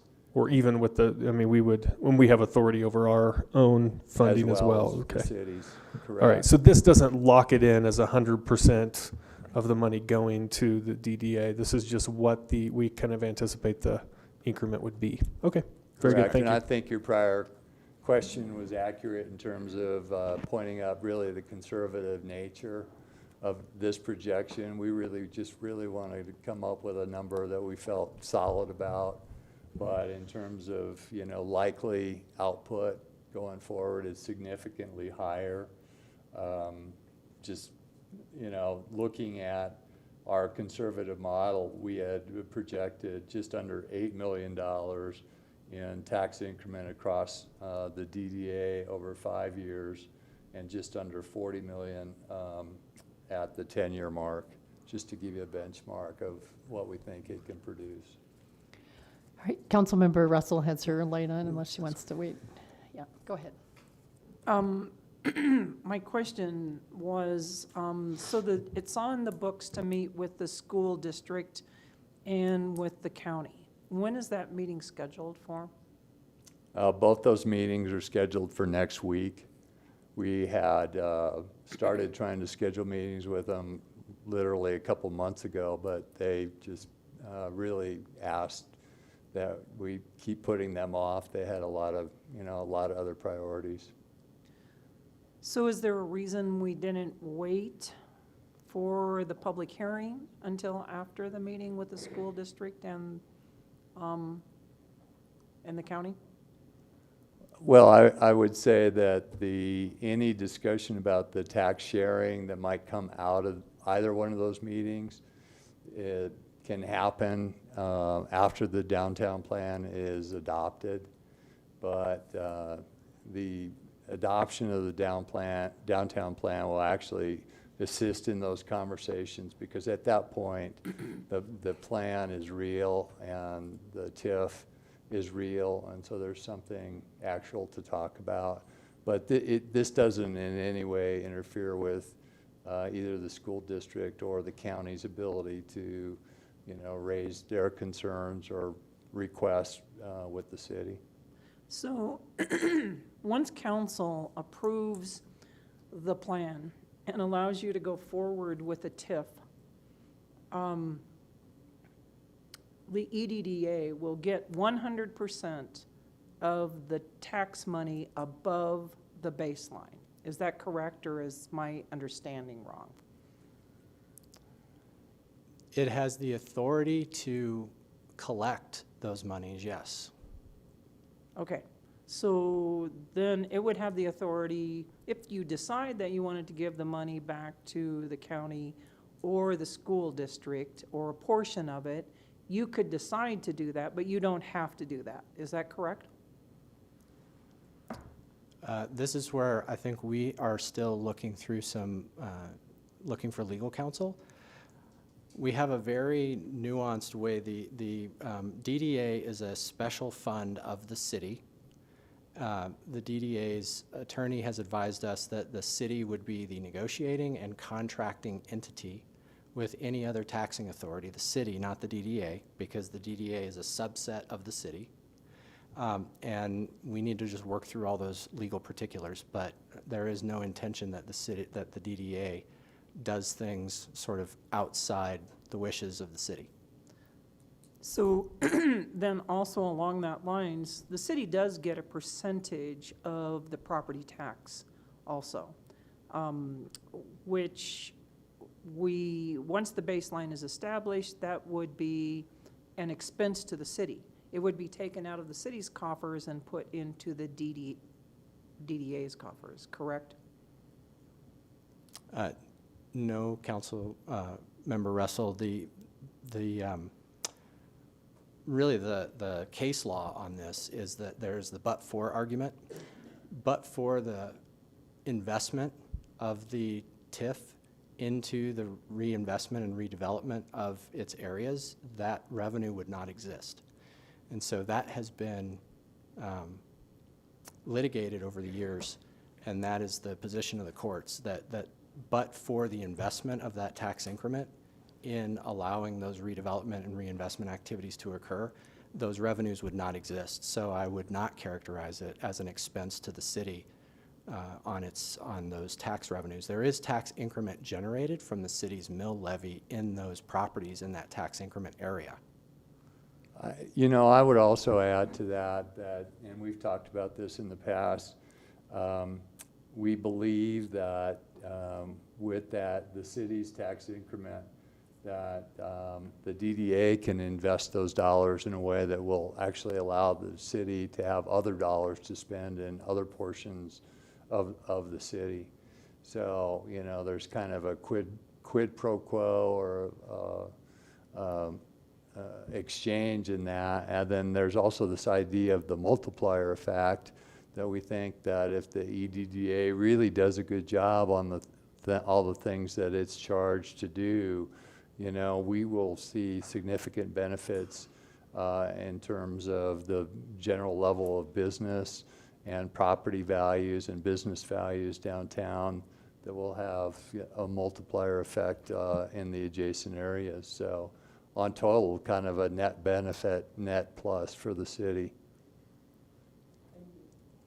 Councilmember Anderson, back to you. Thank you, Mayor. My question is on the but-for thing, because I'm seeing these numbers here. Are these but-for numbers? I mean, is there anything the EDDA is going to do that is going to make sure these numbers come? Or these numbers are things that we already expect to happen with whether the DDA is here or not. Otherwise, how could we be so specific on the numbers? Yeah, that's an excellent point. The function of the tax increment statute is that you apply it at a moment in time. Mm-hmm. The DDA boundaries cover about 450 separate parcels across a little over 300 acres. And so to pick the moment in time where no change is occurring and establishing the tax increment area, and then saying only from this point forward, all of the AV growth is clearly attributable to the efforts of the DDA would be a difficult sort of moment to pick in that river of time. But you are correct that the DDA was not formed when those 3 projects kicked off. Because this looks more like not so much a but for, but oh look, there's some money there that we can get our hands on. But with all due come on, with all due respect, I would add that we are seeing developers who are taking interest in projects because of work that we've been doing over the past 3 years. And so the formation of the DDA, the city council's willingness to look at, proactive development steps at city center, I think all that gets communicated to the development community. So I think we're seeing projects that maybe didn't result, strictly speaking, from the DDA.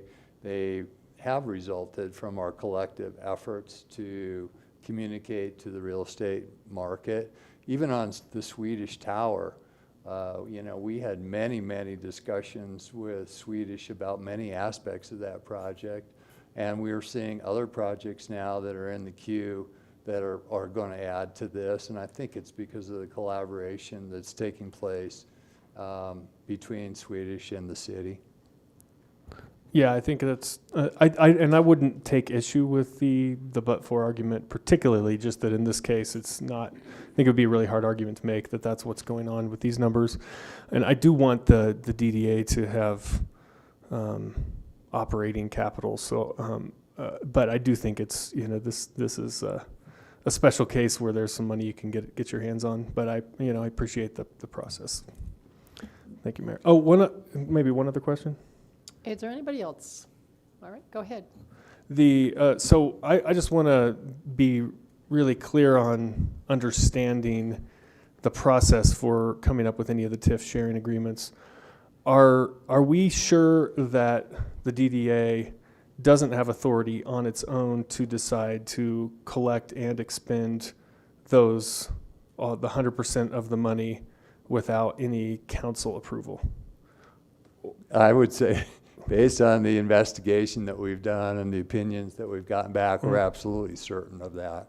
Okay, so City Council will, for all 3 of these, have the opportunity to come back and say, no, we think we could split this 75-25 or something like that and make that decision. Yes, absolutely. Okay, thank you. Any other questions? If not, we can move to the public. We don't have anybody signed up to speak. Oh. All right. Council, are you sure you don't have any other questions? And anybody else out here in the audience physically, would any of you like to speak to this? All right, looks like we have no one then. Okay. So I will, looks like we are finished with the public hearing. I'll take a motion to close. I move to close the public hearing. Thank you, Mayor Pro Tem. Could I have a second? I second. Member Anderson, please vote. Member Anderson? Aye. Member Russell? Aye. Mayor Pro Tem Sierra? Aye. Member Ward? Aye. Member Wink? Aye. Mayor Olson? Aye. Let the record show 6 ayes. Thank you. Agenda item 11, ordinances, resolutions, and motions. 11A is approval of ordinances on first reading. We have Council Bill 37. Staff recommends City Council approve a bill for an ordinance of Title 16 Unified Development Code text amendments in Englewood Transit Station Area, known as TSA, specific plan adoption. And our staff, Director of Community Development Brad Power, Redevelopment Manager Dan Paremba, and Senior Planner John Boberl are in hand here. Good evening, Mayor, members of council. 2 weeks ago, we provided a pretty extensive presentation prior to the public hearing. So we don't plan to do that again this evening. What we want to do is try to get into the questions that you may have in terms of follow-up from last week, and also facilitate any deliberations that you want to endeavor to begin this evening. One thing I did want to say, though, is based on the questions, some of the questions that we heard from you 2 weeks ago, we did put together a few alternatives and some possible amendments for your consideration that were at the very beginning of your council communication for this evening. And John will review those in a moment before we turn it over to your deliberations. And I will just close by saying a couple things. We do have Dan Poremba and Wade Burkholder are both here to answer any of your questions. The last thing I will say is something that I indicated 2 weeks ago as well, is that the rezoning of City Center is not the plan for the redevelopment of the property. It is a framework for what the plan will be hung on in terms of the future. What will really happen in terms of operationalizing your goals, the community goals for the redevelopment of the property, will be in that master development agreement that we've been referencing pretty consistently throughout this process. That will hopefully start to take shape probably the first quarter of next year with SKB. That will obviously be backed up with community input and review prior to your consideration of that agreement, let alone its adoption. So I wanted to reiterate that this evening in terms of the zoning is not the plan for the redevelopment of the property. It's a part of the plan for the redevelopment of the property. And so with that, John will briefly review some of the amendments that we would offer for your consideration based on your questions a couple weeks ago. Thank you. Okay, the first two amendments are related to each other, and they deal with maximum building height and income restricted units. The first part of that is amendment to the Englewood TSA specific plan table 2-1, development intensity regulations. That the amendment would read as follows. In the development intensity regulations, row building height maximum column quarter mile adjustments. And that would read as follows. May be negotiated 25% higher in exchange for income restricted housing units within the proposed building through the administrative site plan approval process, or 25% higher without income restricted housing units as a major amendment to public hearing process, subject to hearing process and city council approval. And then the second part of that that's related to that is an amendment to specific plan approval process.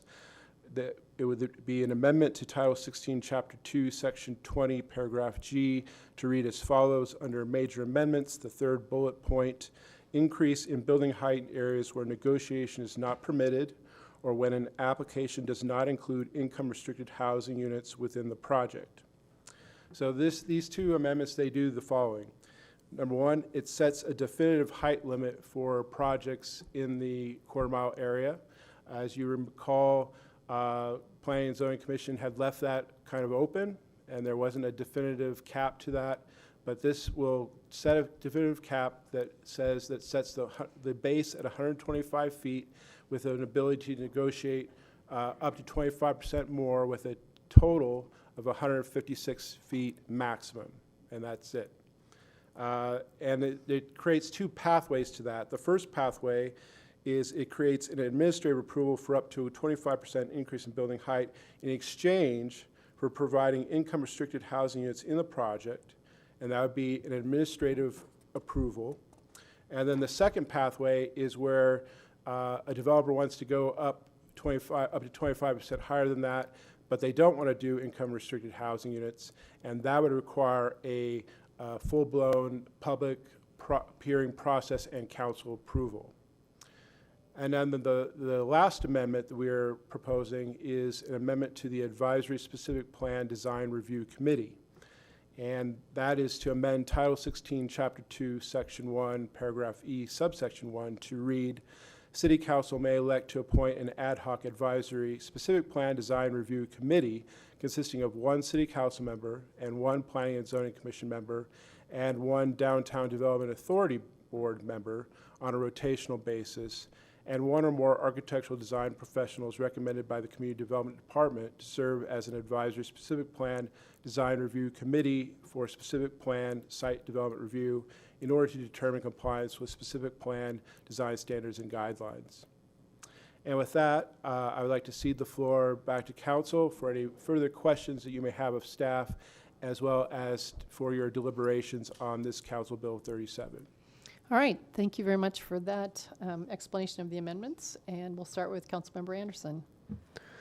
Thank you, Mayor, and thank you, Director Power and Mr. Vorbrel for the presentation. Is CB 37 where the maximum height would be set for, like, I'm thinking there was no maximum height for buildings set within the quarter mile zone, if I'm trying to recall that P&Z had recommended something. Can you remind me of what that is, and if there is a possibility to amend that here, or is that in CB 38? Is that the overlay? The amendments that I mentioned here just a few minutes ago are all related to this Council Bill 37. This is about the UDC amendments, the text amendments, and the specific area plan itself.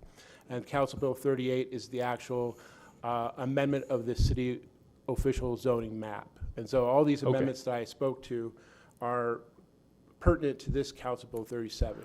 But I'm talking about a potential additional amendment that would be to set a maximum height overall, or is this intended to? I think this accomplishes that. Accomplishes that. Okay. So there will be a base height of 125 feet, with this ability to go up to 25% higher, and so there would be a hard cap of 156 feet based on that. Okay, so no buildings, no matter how close to the light rail station, could go over that 156. Correct. Okay, very good.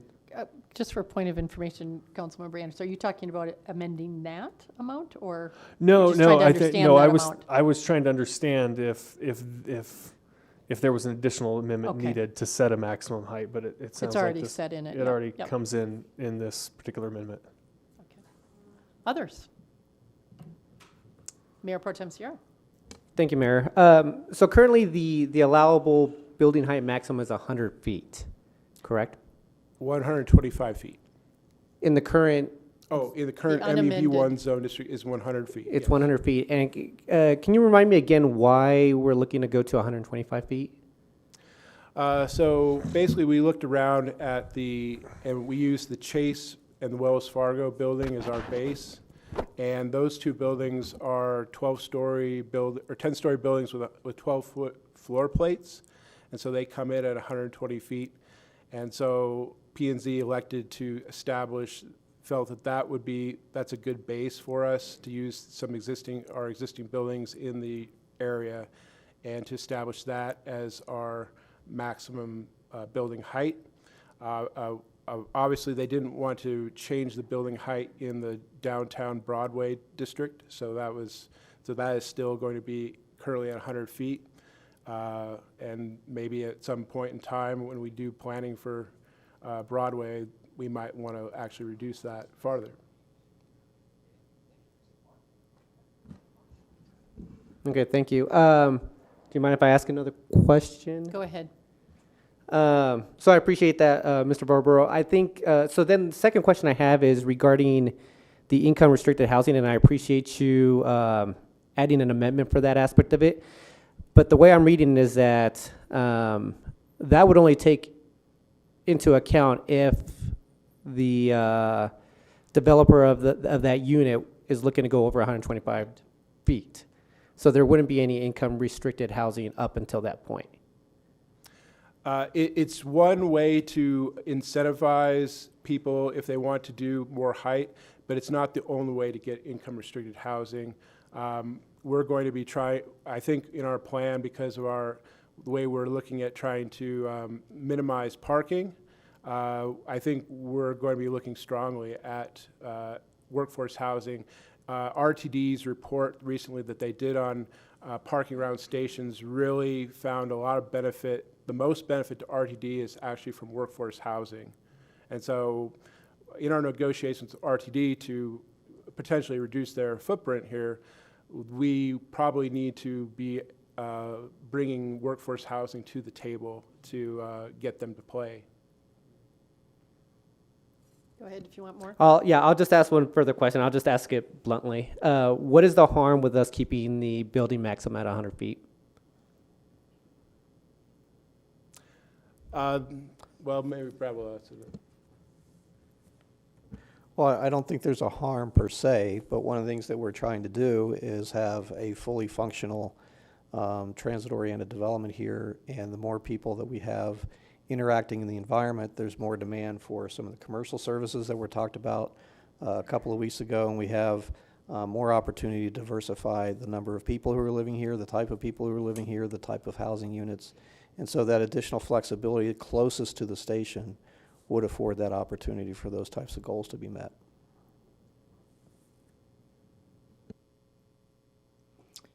So I'm going to pick up on that same thread and ask, at what point would council then be dealing with negotiating around other ways to get accessible housing in here? Workforce, be it workforce more, market rate lower, a little lower, so livable wage kind of oriented stuff.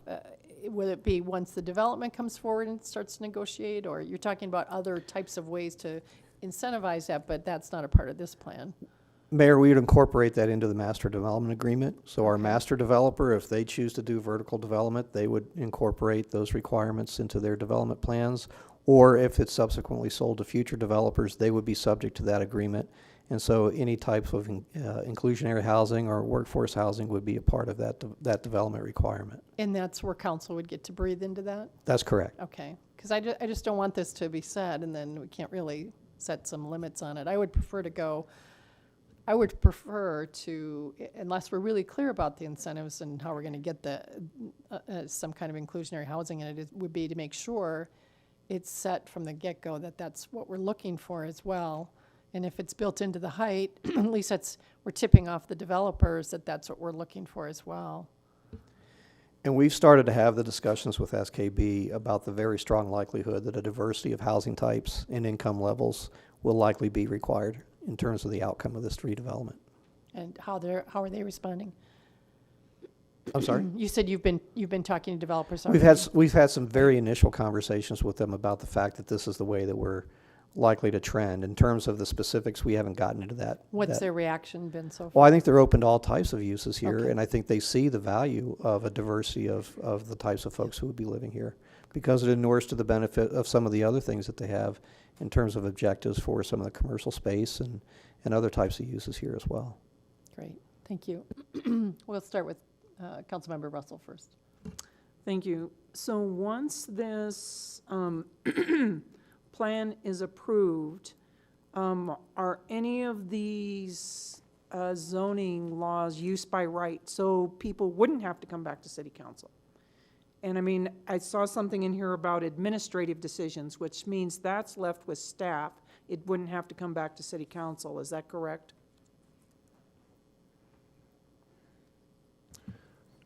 So yes, that is, in some ways that is correct. There are things that are listed in the ordinance that are major amendments to the plan, and if those things, if any change or project meets those criteria, they have to come back and get approved by council.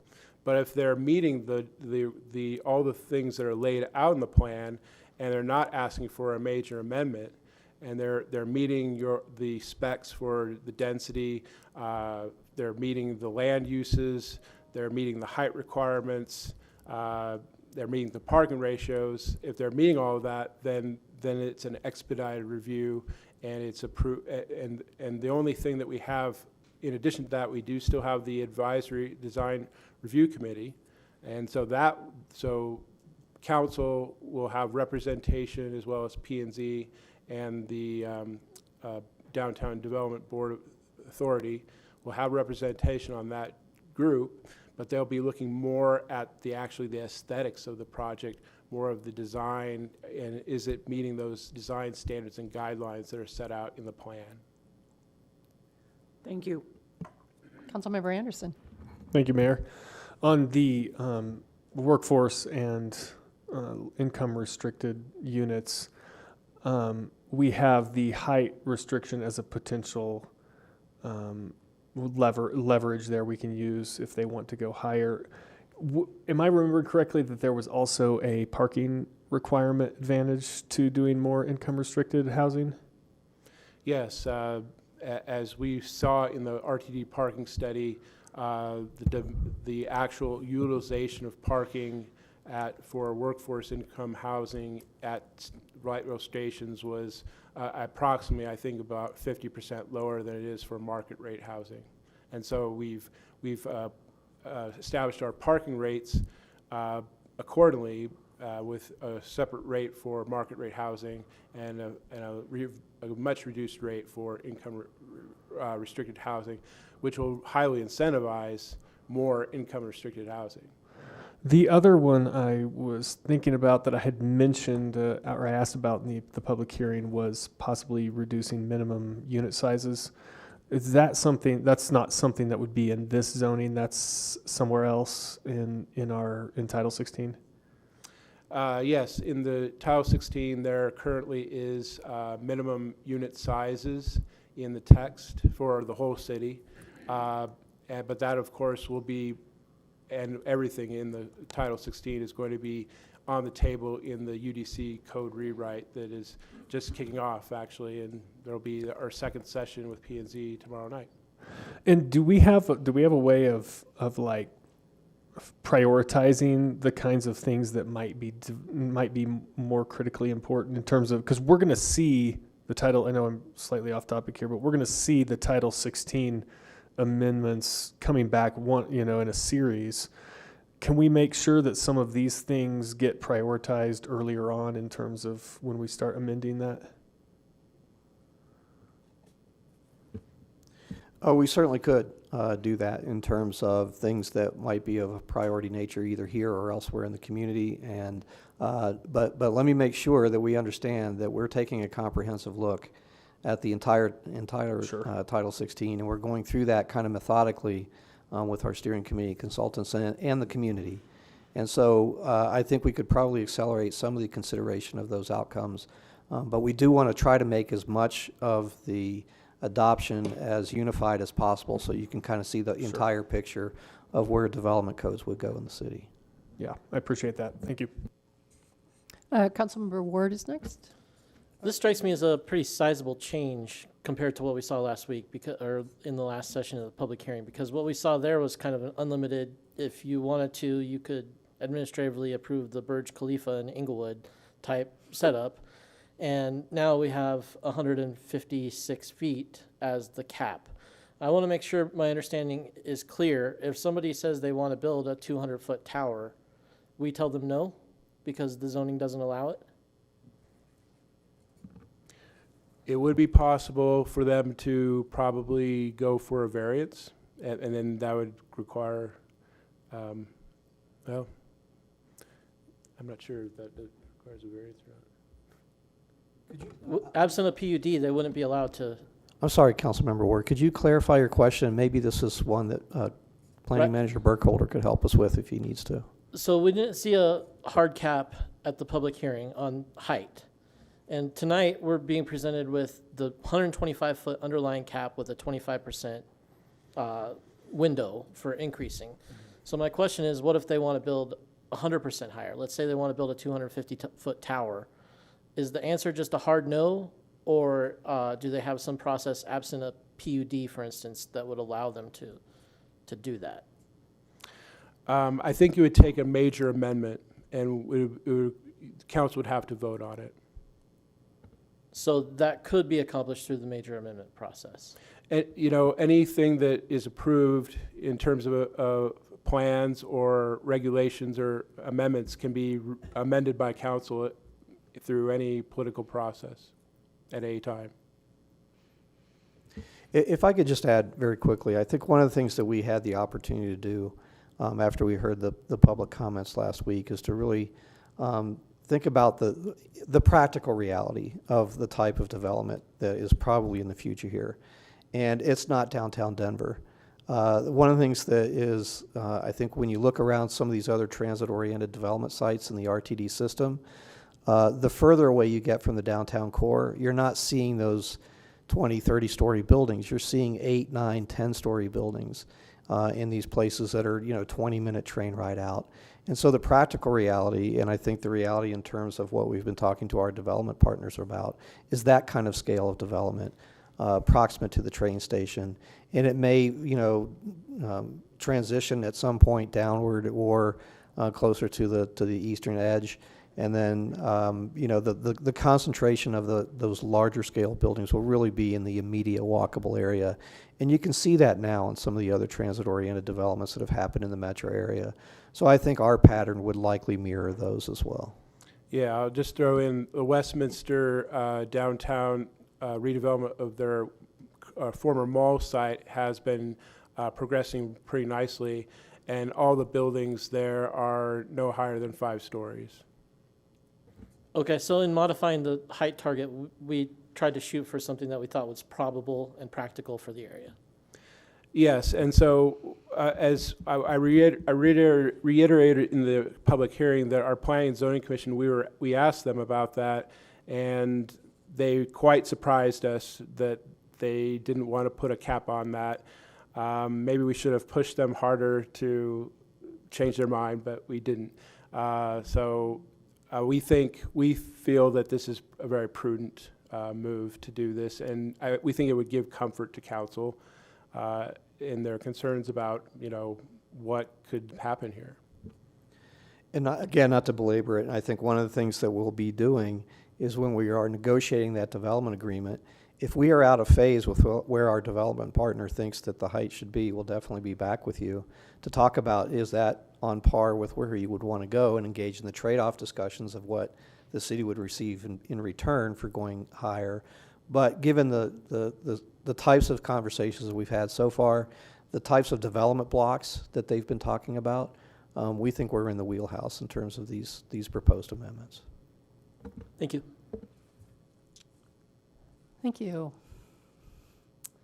Well, looks like we have no more questions. How about a motion to approve 11A1, Council Bill 37?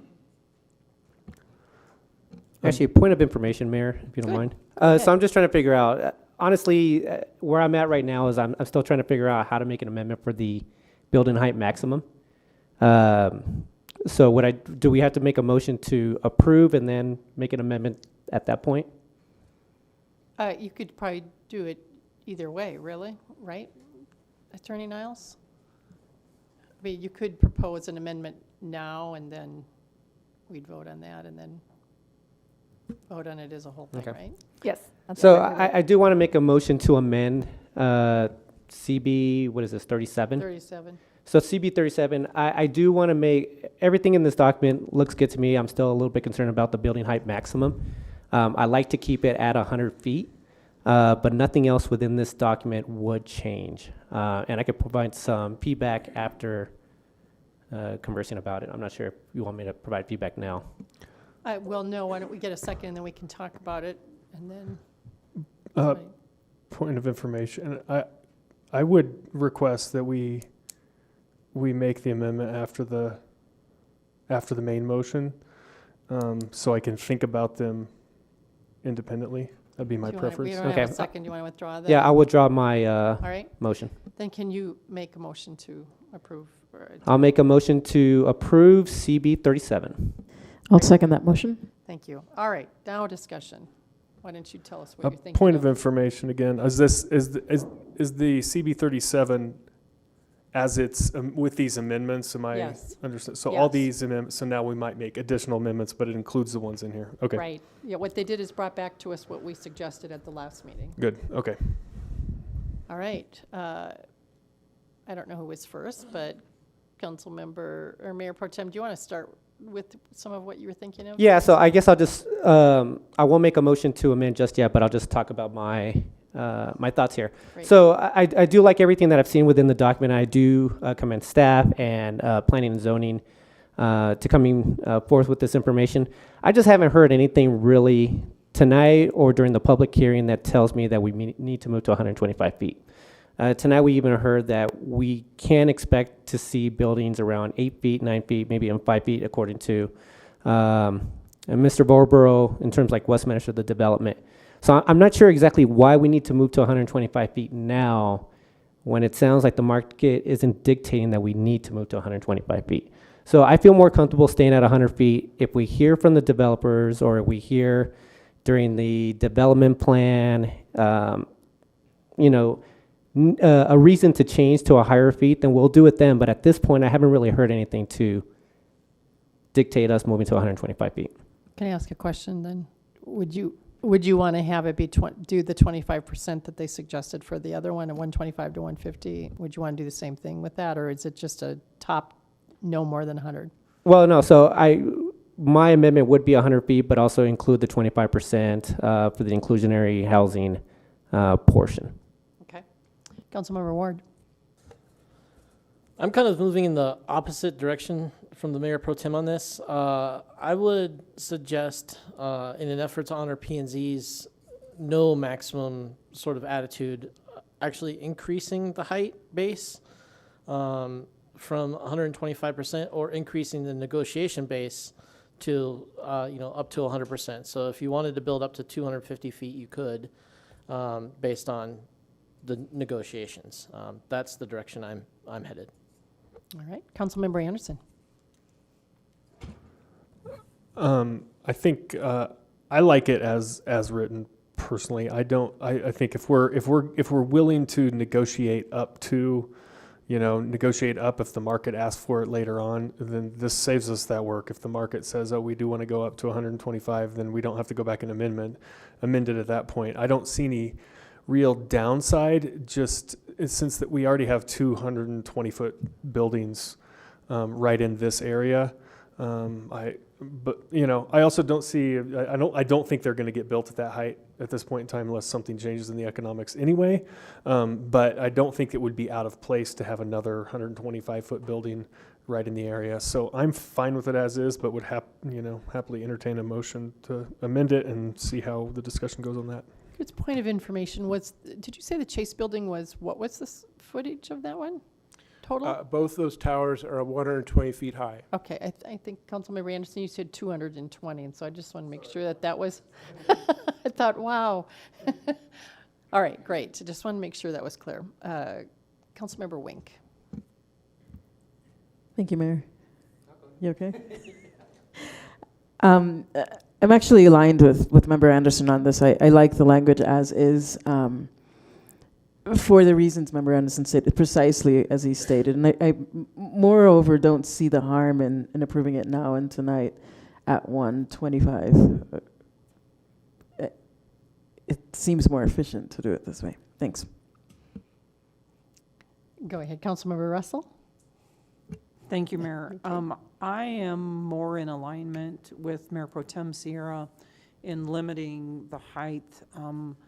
I believe that allowing massive heights is not really what the public in Englewood wants. And I think we need to keep in mind what our citizens want. So I am in agreement with Mayor Pro Tem on that. I do have one other concern, and we can talk about this later.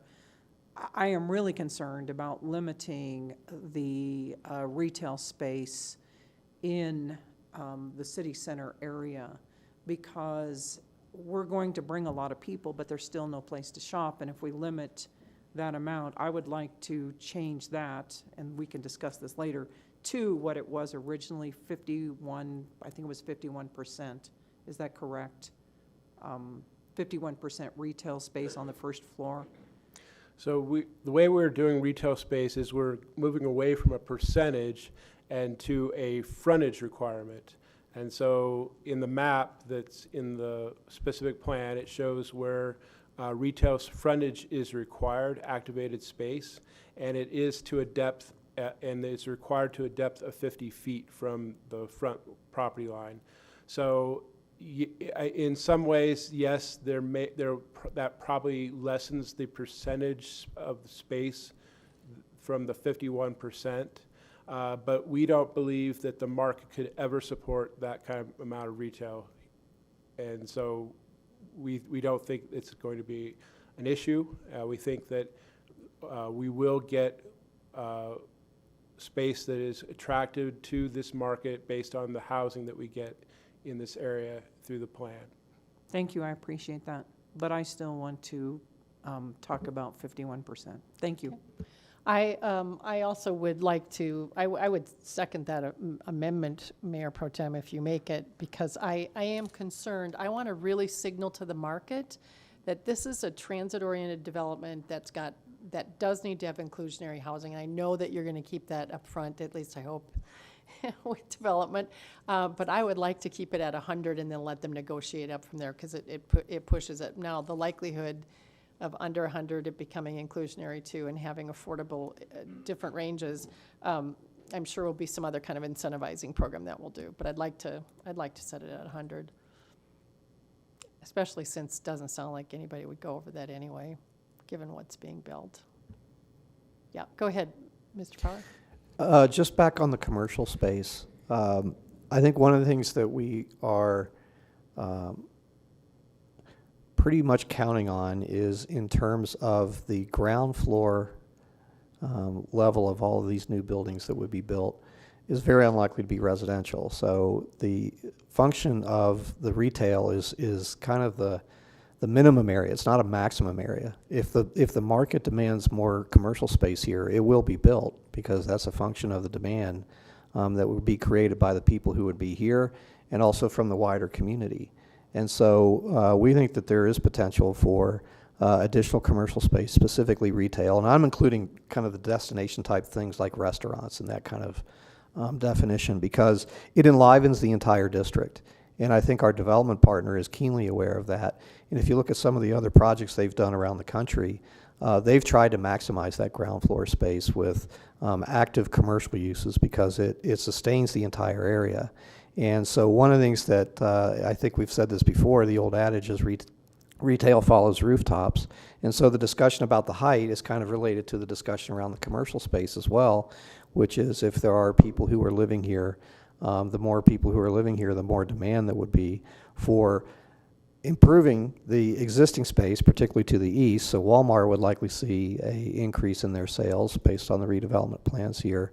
But in terms of the commercial that's here now, that'll be a direct, or in the future, that'll be a direct relationship to the amount of housing that'll be above it and the types of public areas that we have that would attract the wider Englewood community.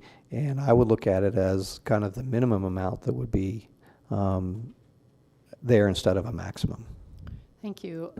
Mayor Pro Tem, finally back to you. Yeah, so I think, this will be my final statement before I raise an amendment. But basically, just my rebuttal to Member Anderson and Member Wink. I think, yes, this may be a little bit more efficient, but also it puts a little bit more control with council in terms of they had to come to us for that 25 feet. So, and as the mayor stated, it is about the inclusionary housing, the workforce housing. That aspect of it is why I want to get back to 100 feet. Or one of the reasons. I pointed the other reason earlier, so just want to make that statement. Thank you. Do you want to make an amendment? So I'll make a motion to amend Council Bill 37 to lower the building height maximum to 100 feet, but keep the, I believe the inclusionary housing aspect to 25% if they want to go over that 100 feet. So I hope that makes sense. Yep. Councilmember Russell, do you want to second it or do you want me to? Yeah, I will. All right, I'll second it. So conversation about the amendment on the table. Kind of know where everybody stands. I don't know if anybody's view, if we get a tie vote, it's a no. It's a no-go, right? Yep. Any further conversation about it? Any more arm wrangling we can do? Yeah. All right, please vote on the amendment. Point of information. Yeah. Oh, it's on the amendment. Pardon? We're just voting whether to amend it or not. Right, right. Okay, all right, thank you. Yep, and then it will go on the main thing. Then we'll talk about the retail and that kind of stuff, yep. Okay, Member Anderson, Nay. Member Russell, Aye. Mayor Pro Tem Sierra, Aye. Member Ward, Nay. Member Wink, Aye. Mayor Olson. Aye. All right, let the record show 4 ayes and 2 nays. The 2 nays being Councilmember Anderson and Councilmember Ward. All right, so that is now the amended language. What else from this? I think Councilmember Russell, you're concerned about the percent of retail and Actually, point of order. Yeah. Is that the next amendment item or excuse me, the next council bill, Oh. or is it? Because I thought that fell under the overlay. You're right. That is an overlay, isn't it? Are we mixing these two up? We are. So Member Russell will get that in the next one. Anything else on this one? No? So we would be voting on this as amended, the amended language suggested. Everybody's, go ahead, Councilmember Russell. Thank you. I mean, I still have serious concerns about this. I'm thankful that we have lowered the height. I think that's more in line with what the community wants, although I don't think the community would be real happy if all those 100-feet buildings showed up in the next 2 years. That might upset everybody. But I still have concerns that this plan gives the developers and city staff way too much latitude and not enough control. And well, and I guess I'll save that argument for the next one. I think I am very concerned about the density. With density and our current infrastructure problems, I think that I'm not certain that our infrastructure will handle the increased density that this would bring on. So anyway, I will not be supporting this, but I do appreciate limiting the height. Thank you. Councilmember Anderson. Thank you, Mayor. I'm really happy about this, the way this zoning has come about. And I think this gives, my big thing with zoning is we got to give more freedom to the market to decide what is best for this area. And this zoning plan really has a lot of flexibility in it, both in terms of what can be built and how much of it and where, and had a lot of flexibility on the parking. A lot of things that I think will really go a long way towards allowing the market to create the affordable housing that we need and some of the retail that we need through here. So it's a really good plan that community development's put together, and looking at different models and taking all the latest studies on parking into consideration. I'm really excited to support this zoning amendment tonight. Thank you, Mayor. Thank you. Anybody else have comments? I'll be supporting it too. I don't believe that the market ever tends to go towards those who have more need, and so that's why I like bringing the height down. And I think if you are concerned about storefronts that are empty and places that we hear about all the time, like why is Broadway empty? Why is this empty? This is the reason why, is that we don't have the density we need.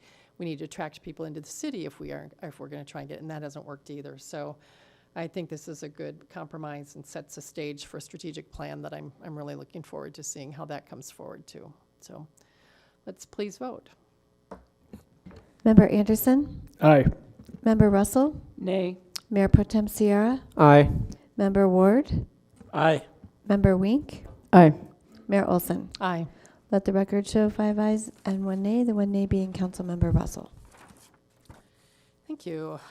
Agenda item 11A2 is Council Bill 38, and staff recommends City Council approve a bill for an ordinance regarding an amendment to the City of Englewood official zoning map to rezone City Center Englewood from PUD planned unit development to MUB 1 mixed-use central business district, and adoption of the Englewood TSA specific plan overlay district.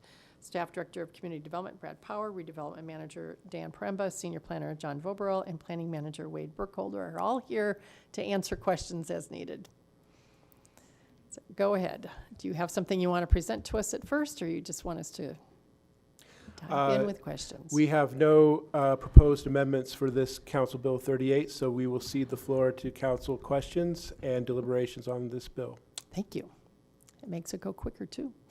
All right, questions on this one. It is as it is. Seeing none, could I have a motion to approve Council Bill 38? I move to approve CB 38. Thank you, Member Anderson. Second? I second. Thank you, Mayor Pro Tem Sierra. All right, so discussion on this one. Any further words? Councilmember Russell? I would like to see us increase the retail space in this, and would like to go back to what the original zoning required. I believe it required 51%.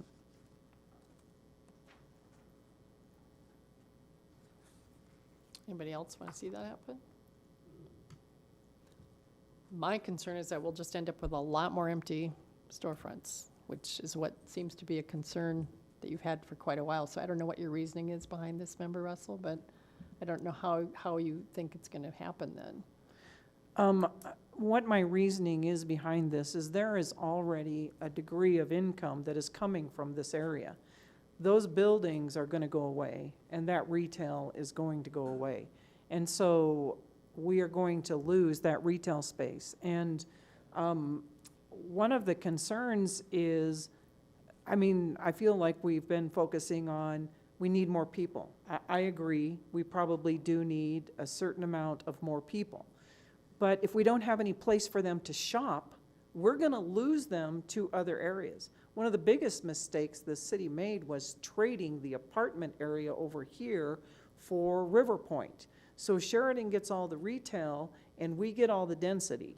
And I think that we've got to have a balance in that. And I do believe that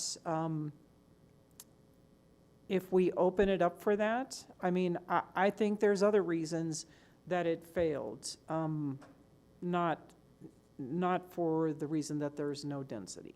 I think that plays into it. Yeah, But anyway. so what's offered is often, Right. because you and I Right. can't buy what we want here, right? Very Well, easily. a lot of people can't. Right. There's, No, a lot of people There's can't. not a whole lot of places to shop. Yeah. Thank you. Other comments? Do you want to make an amendment?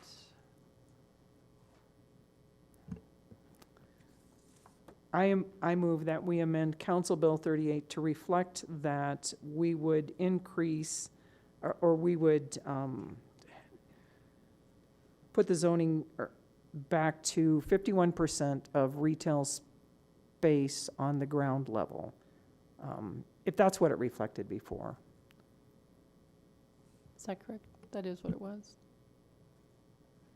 I don't know if it was, but anyway, that's Yes, what you're that asking. is what the current, although, that is what was a part of MUB1 zone district. Right. But however, I believe you've already changed it in adopting Council Bill 37. Okay. How did we change it in Council Bill 37? Because Council Bill 38, what you're dealing with now is simply making a change to the official zoning map. And Council Bill 37 was all about the text amendments and the actual specific plan document itself. So then the response to the question was not answered correctly, that was in Council Bill 37, not in Council Bill 38. So the vote went down wrong because we got wrong information.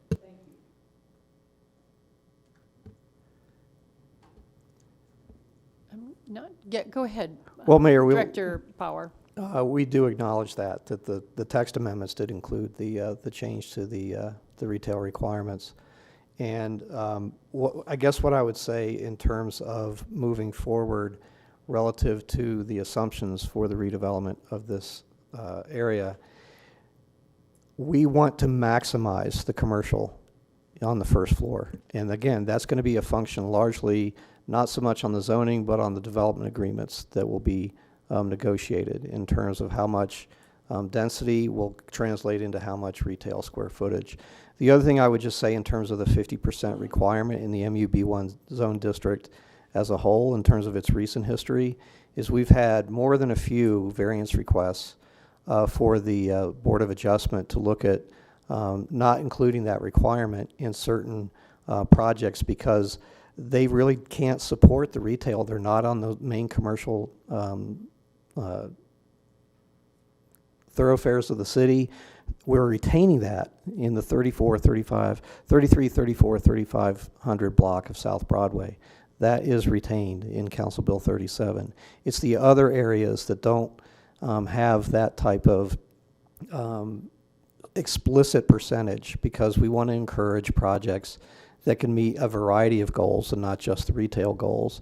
And so the issue is, what is the demand going to be there? We can't really get to the demand through zoning because I think you're right, Mayor. You made the point earlier about the fact that if we require that type of commercial space to be finished, if there's not demand for it, we'll have the situation that we have across the way here, which is perpetually vacant commercial space, which really doesn't enliven the project in the area around here that we really want to have.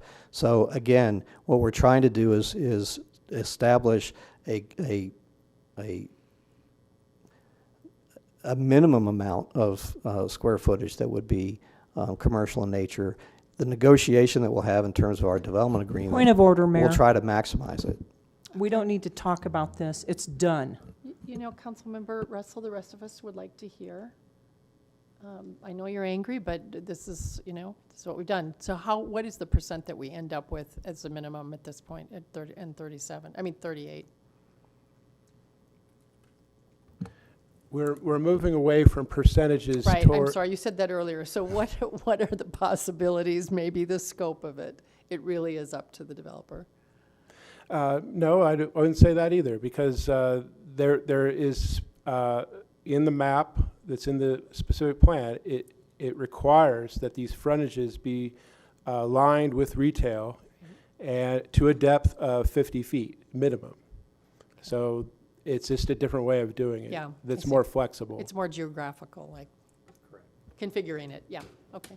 Mayor Pro Tem Sierra. Just a question. So is that similar to what's going on with Synergy Medical? Is that the way that it's being structured, or what we potentially could see within the city center? That's what we're hoping to see, is we want to see a lot of, in the map, we've outlined with those black heavy lines that we want to see on those blocks, first floor, that is, yes, small retail operations, particularly restaurants most likely, and then with housing or office above.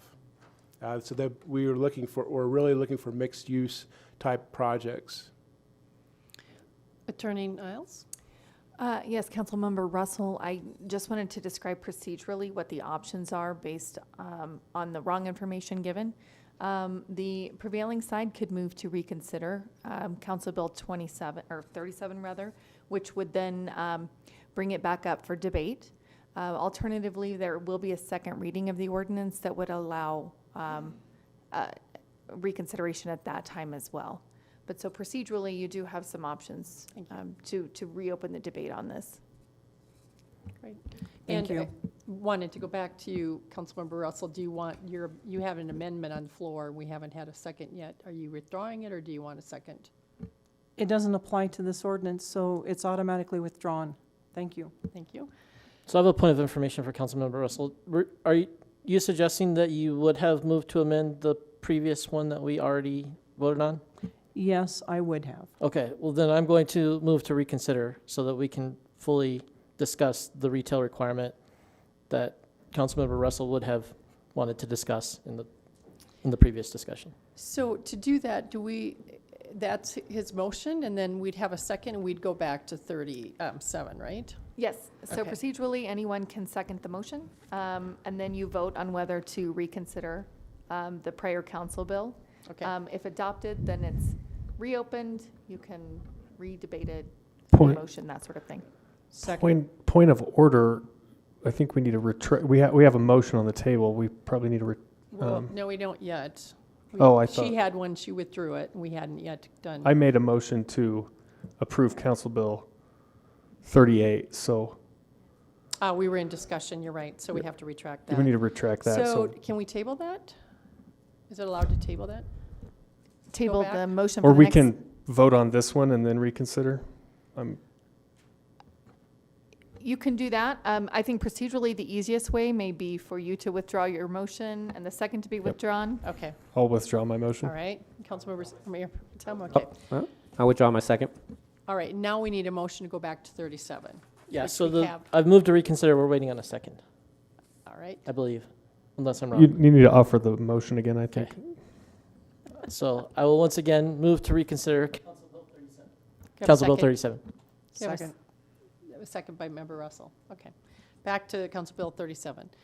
So I guess my question would be, if we do what we did, oh, go ahead. First, we need to vote on the motion. Yeah. All right, Okay. please vote. So this vote will be on the motion to reconsider Council Bill 37. Right. Member Anderson, Aye. Member Russell, Aye. Mayor Pro Tem Sierra, Aye. Member Ward, Aye.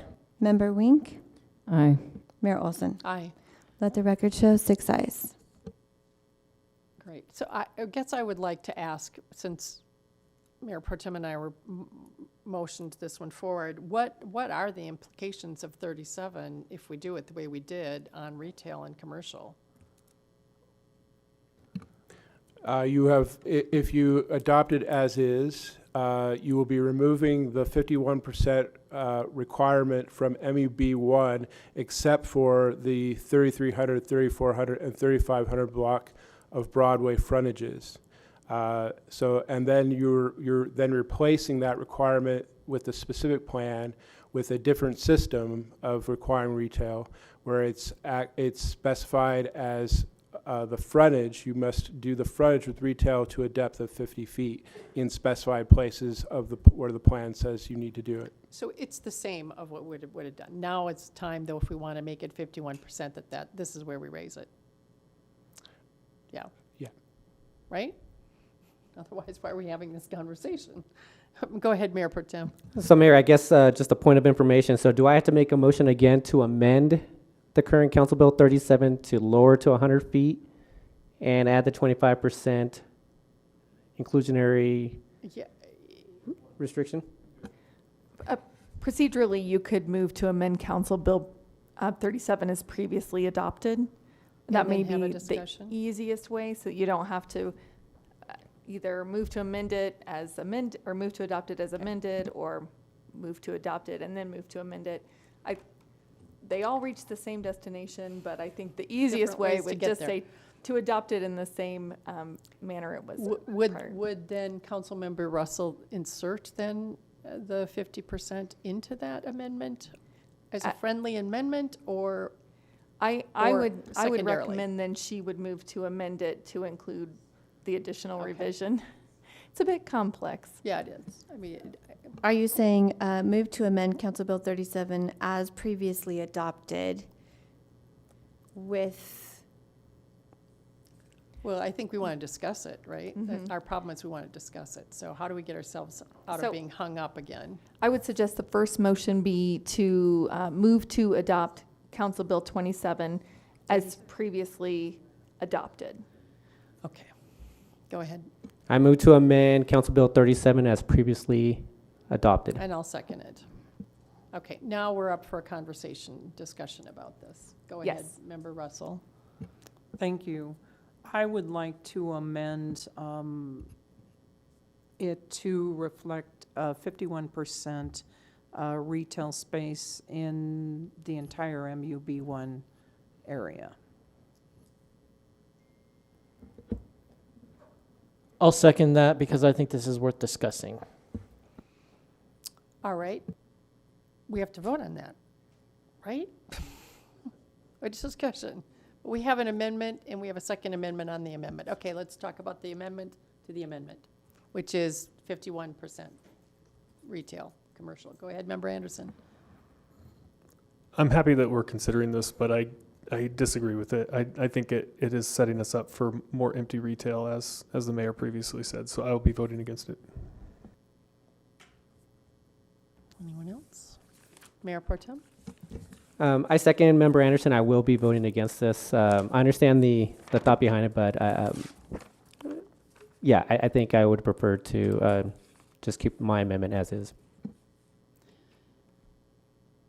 Not putting in the 51% does not mean that they could go to 51% anyway, right? They could go to 60% if the market warranted it. If you're free market folks, it could go to 80%. That is correct. Okay. All right. So I don't think it's wise then. Councilmember Russell. Thank you. Thank you to council. Thank you to Member Ward for bringing this discussion back. I appreciate that. I still think it is important to have retail in this area, and I am very concerned that we will be cutting down the amount of retail space in the area. So I'm still supporting the motion that I made. So thank you. Right. So we need to vote on the amendment to the amendment. Okay.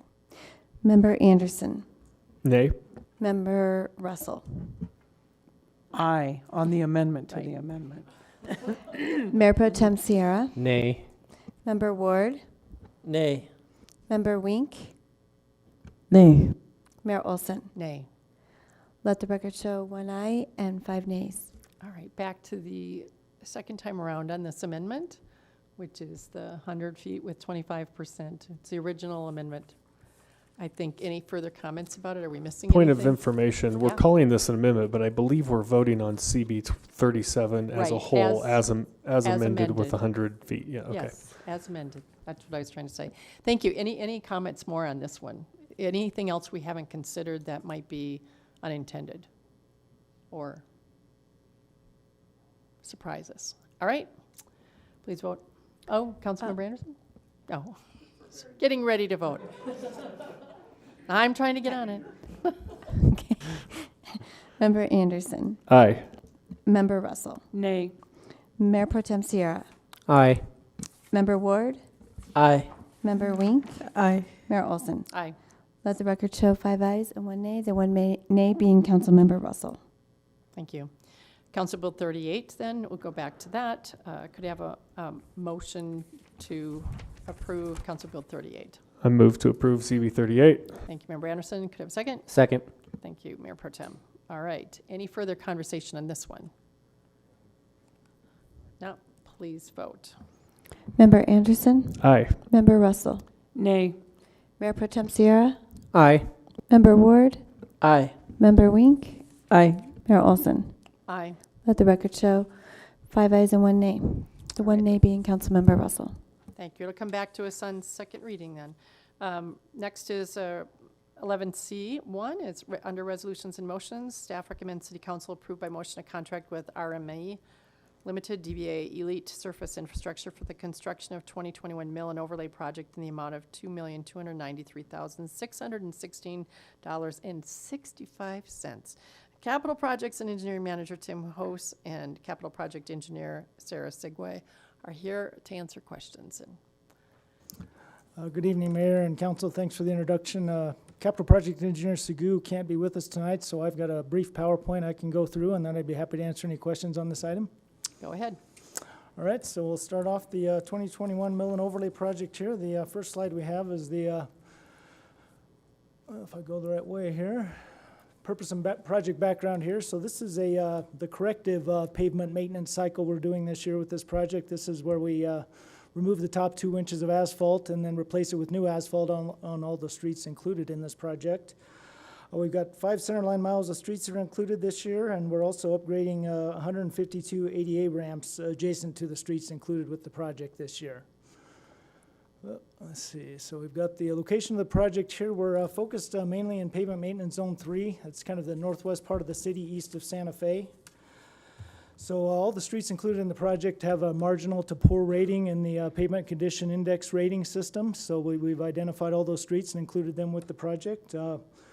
As you'll see there, there's quite a few more streets than typically on this project here. We had the extra $1.1 million in the supplemental budget, and we've included additional streets here to get more paving done this year. It's project's roughly twice the size of a normal mill and overlay project that we do each year.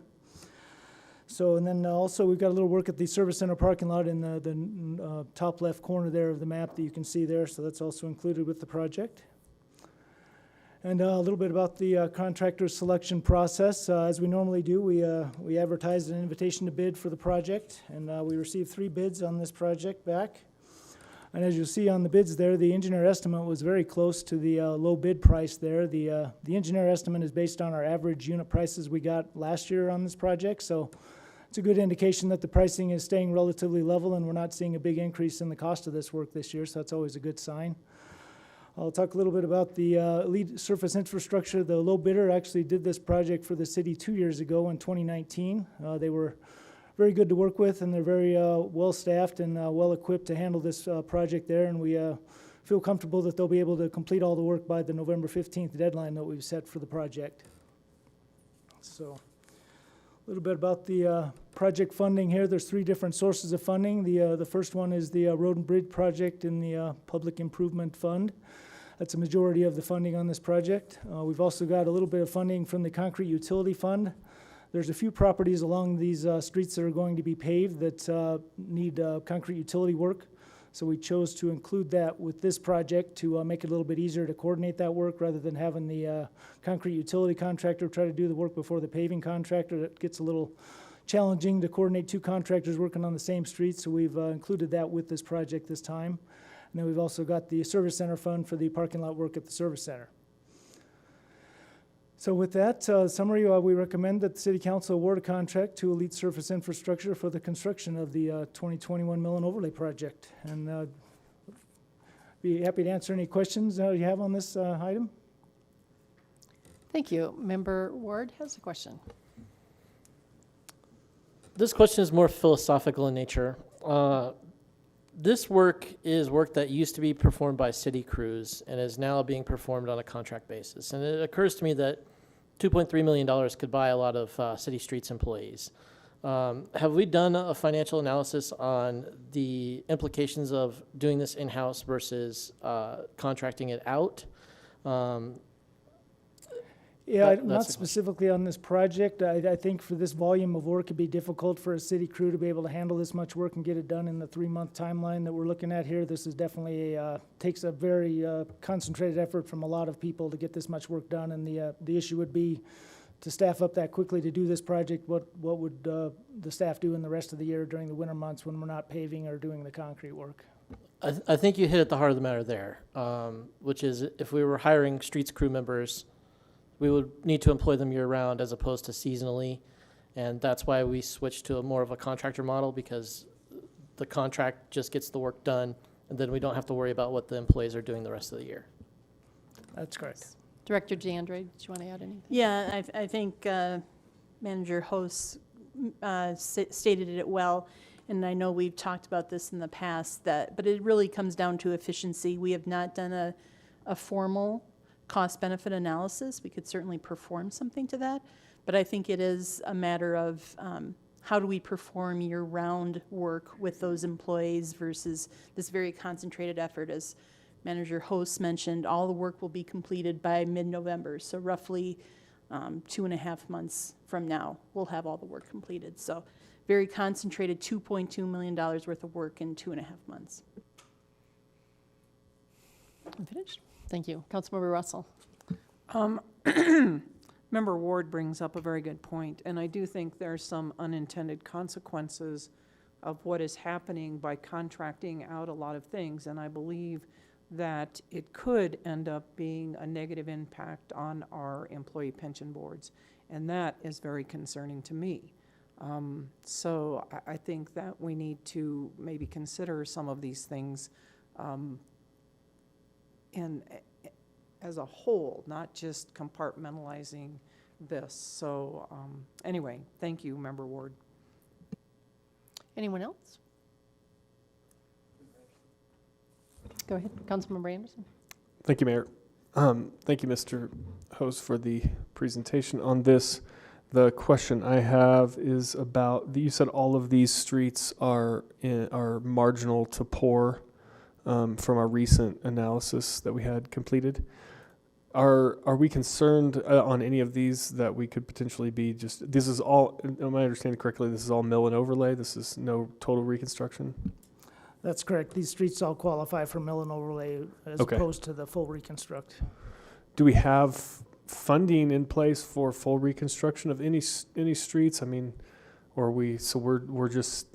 some streets are deteriorating, maybe Union Avenue are continuing to deteriorate, and we're maintaining at least some of these. These will bring them from marginal to poor up to excellent, I suppose, or whatever. That's correct. Okay, thank you. Thank you, Mayor. Anyone else? Seeing none, could I have a motion to approve 11C1? I move to approve 11C1. Thank you, Member Anderson. Second. Thank you, Member Ward. Any further discussion? Mayor, could I just go add, ahead. You may remember we decided not to put this on consent because this was supposed to be a feel-good item. This is the largest mill and overlay project we've ever bid. And it was because it has been on in the past, but we thought it's a lot of money to put on consent too. It is, and I appreciate the discussion about contract versus in-house, but we have a perpetual problem of we try to hire more staff, In a downturn, we have to cut those staff. And so what really makes more sense, a lot of this cost is materials. So just keep that in mind. Yeah, and I remember many conversations about our seasonal work and judging whether or not we have all these seasonal people, and why do we just have seasonal people? We're not, and that complicates our HR life as well. So I think hire the people who do it the best, get it done in the amount of time that we need it done, and it's employing other people as well. Yeah. All right. Sorry to ruin the feel-good moment. Yeah, go ahead. It's kind of my style. Oh, I thought you were going to say more. I already did it. The cat's already out of the bag. So. No, it's okay. You were asking good questions, which is why we put it on regular. All right, let's please vote. Member Anderson? Aye. Member Russell? Aye. Mayor Pro Tem Sierra? Aye. Member Ward? Aye. Member Wink? Aye. Mayor Olson? Aye. Let the record show 6 ayes. Thank you. Next agenda item is general discussion under Mayor's choice. We have 2 executive sessions tonight, Council, and I would like to ask for I guess it would be a motion to table the second one, because I don't believe we have the right information in place, and table it until September 7th, if that would be okay with you all.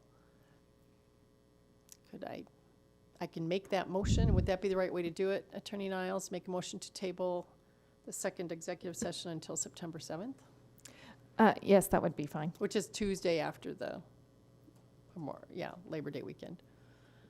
Could I have a second? I second. Any discussion? Just one item. Yeah.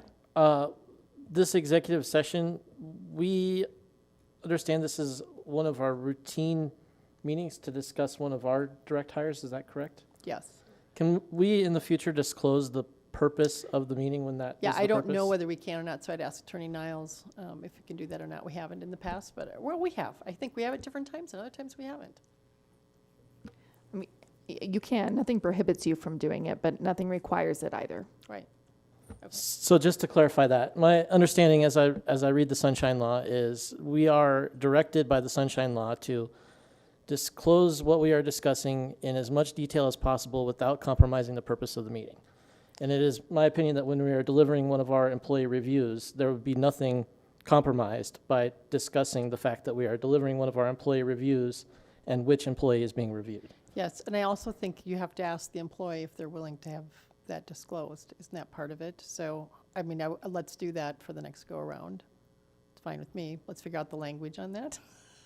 Okay, there may be room for further discussion. Yeah. But, I mean, I'm not saying that we release the specifics. Right. That would compromise the purpose of the executive session. But the fact that we are discussing that employee on a regular basis to do their annual review, I think is important information for the public to have. Yeah, and, right.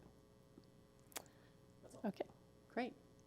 So I made a motion. Did I have a second? Was it Mayor Pro Tem? Please vote. Member Anderson? Aye. Member Russell? Aye. Mayor Pro Tem Sierra? Aye. Member Ward? Aye. Member Wink? Aye. Mayor Olson? Aye. Let the record show 6 ayes. All right, back to A1 then, which is executive session. And I move to go into we don't have a consecutive. Executive session tonight to discuss the purchase, acquisition, lease, transfer, or sale of real, personal, or other property interest under CRS Section 24-64024A. And present at that executive session will be the following persons: Mayor Linda Olson, Mayor Pro Tem Nathaniel Sierra, council members Rita Russell, Joe Anderson, Steve Ward, and Cheryl Wink, and City Manager Sean Lewis, City Attorney Tamara Niles, Director of Public Works Maria DeAndre, Capital Projects and Engineering Manager Tim Hoos. I believe did I get all of them correct? Just make sure. Yep, all right. And may I have a second? I second. All right, please vote. Member Anderson? Aye. Member Russell? Aye. Mayor Pro Tem Sierra? Aye.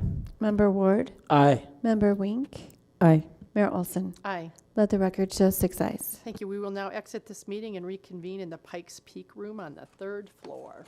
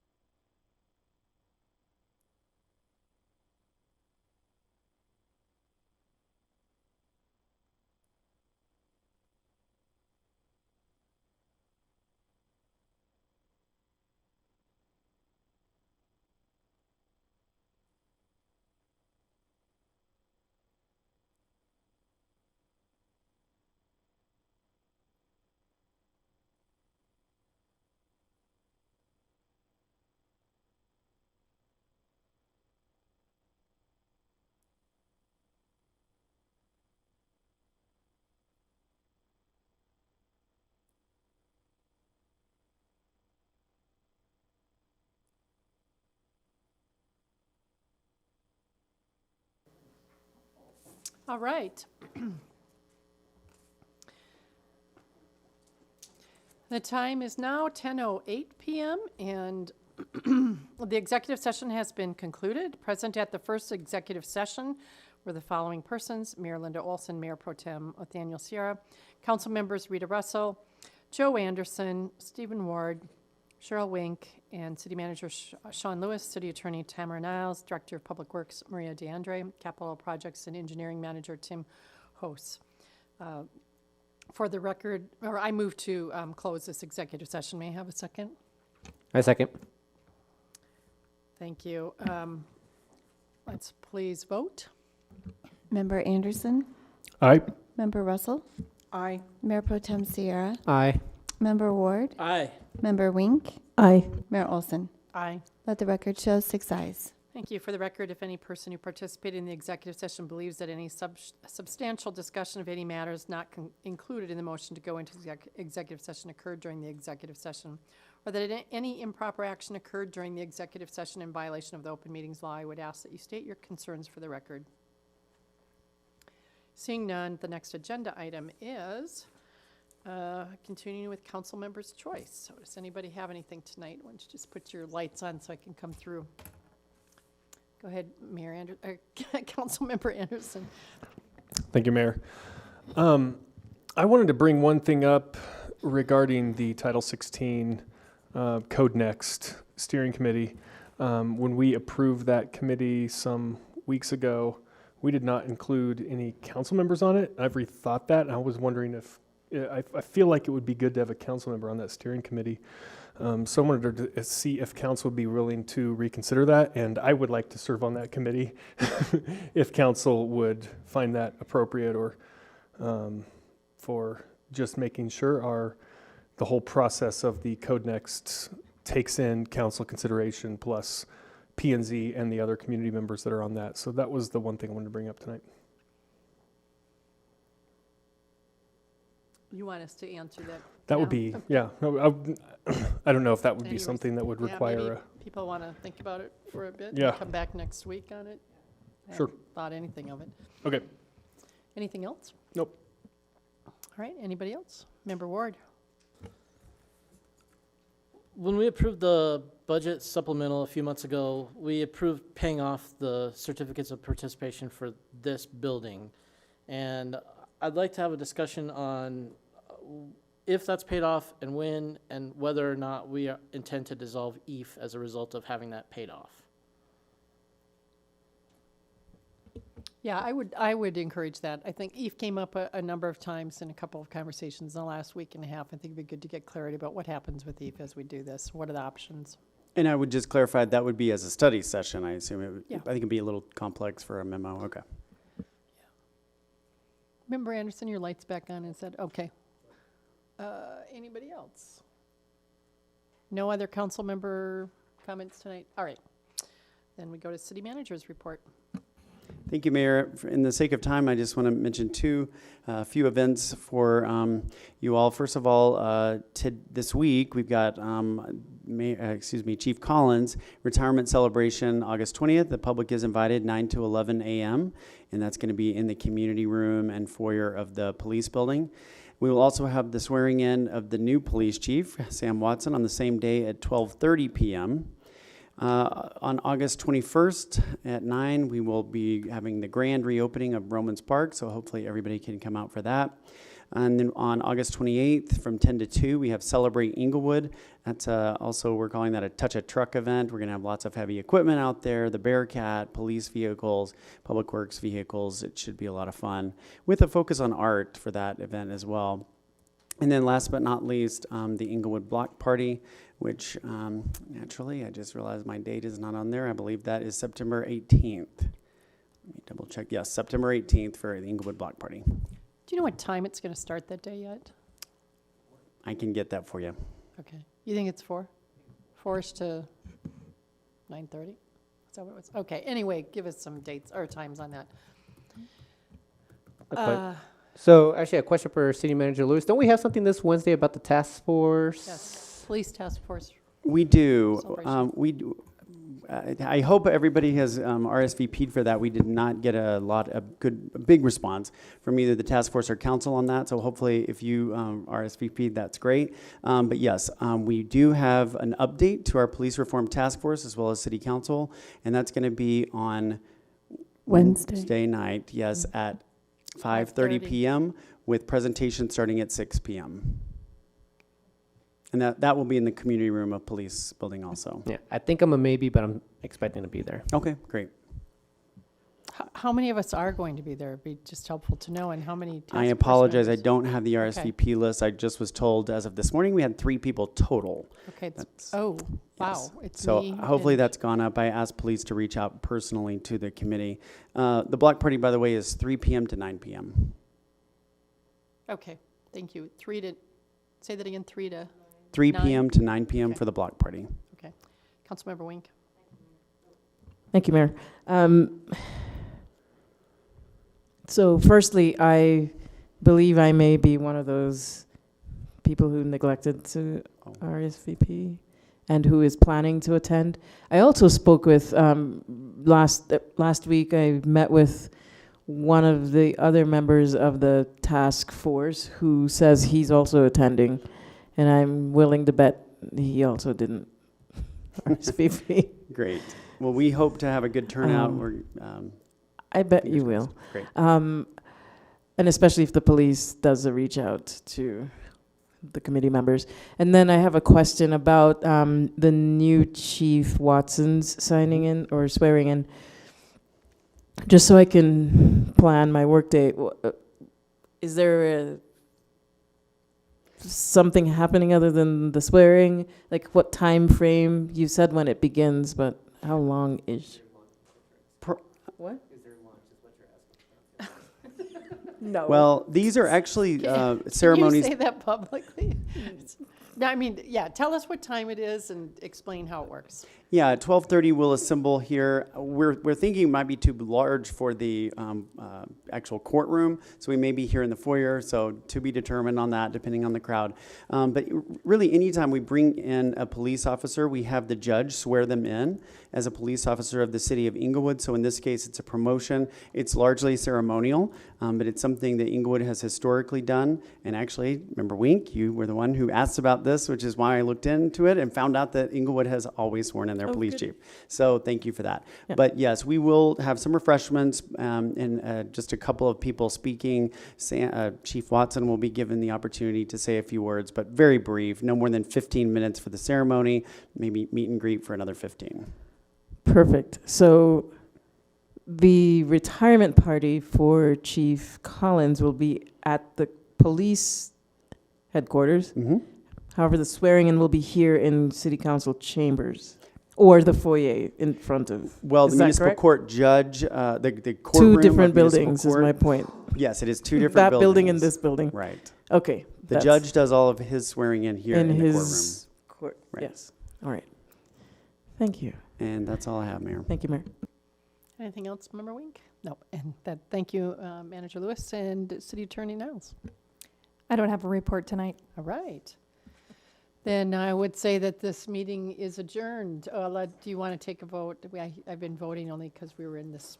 Yeah, let's vote to adjourn. I move to adjourn the meeting. Can I have a second? Second. Thank you. Please vote. Aye. Okay. Any nays? All right, it's 5:06 to go home. Thank you, everybody.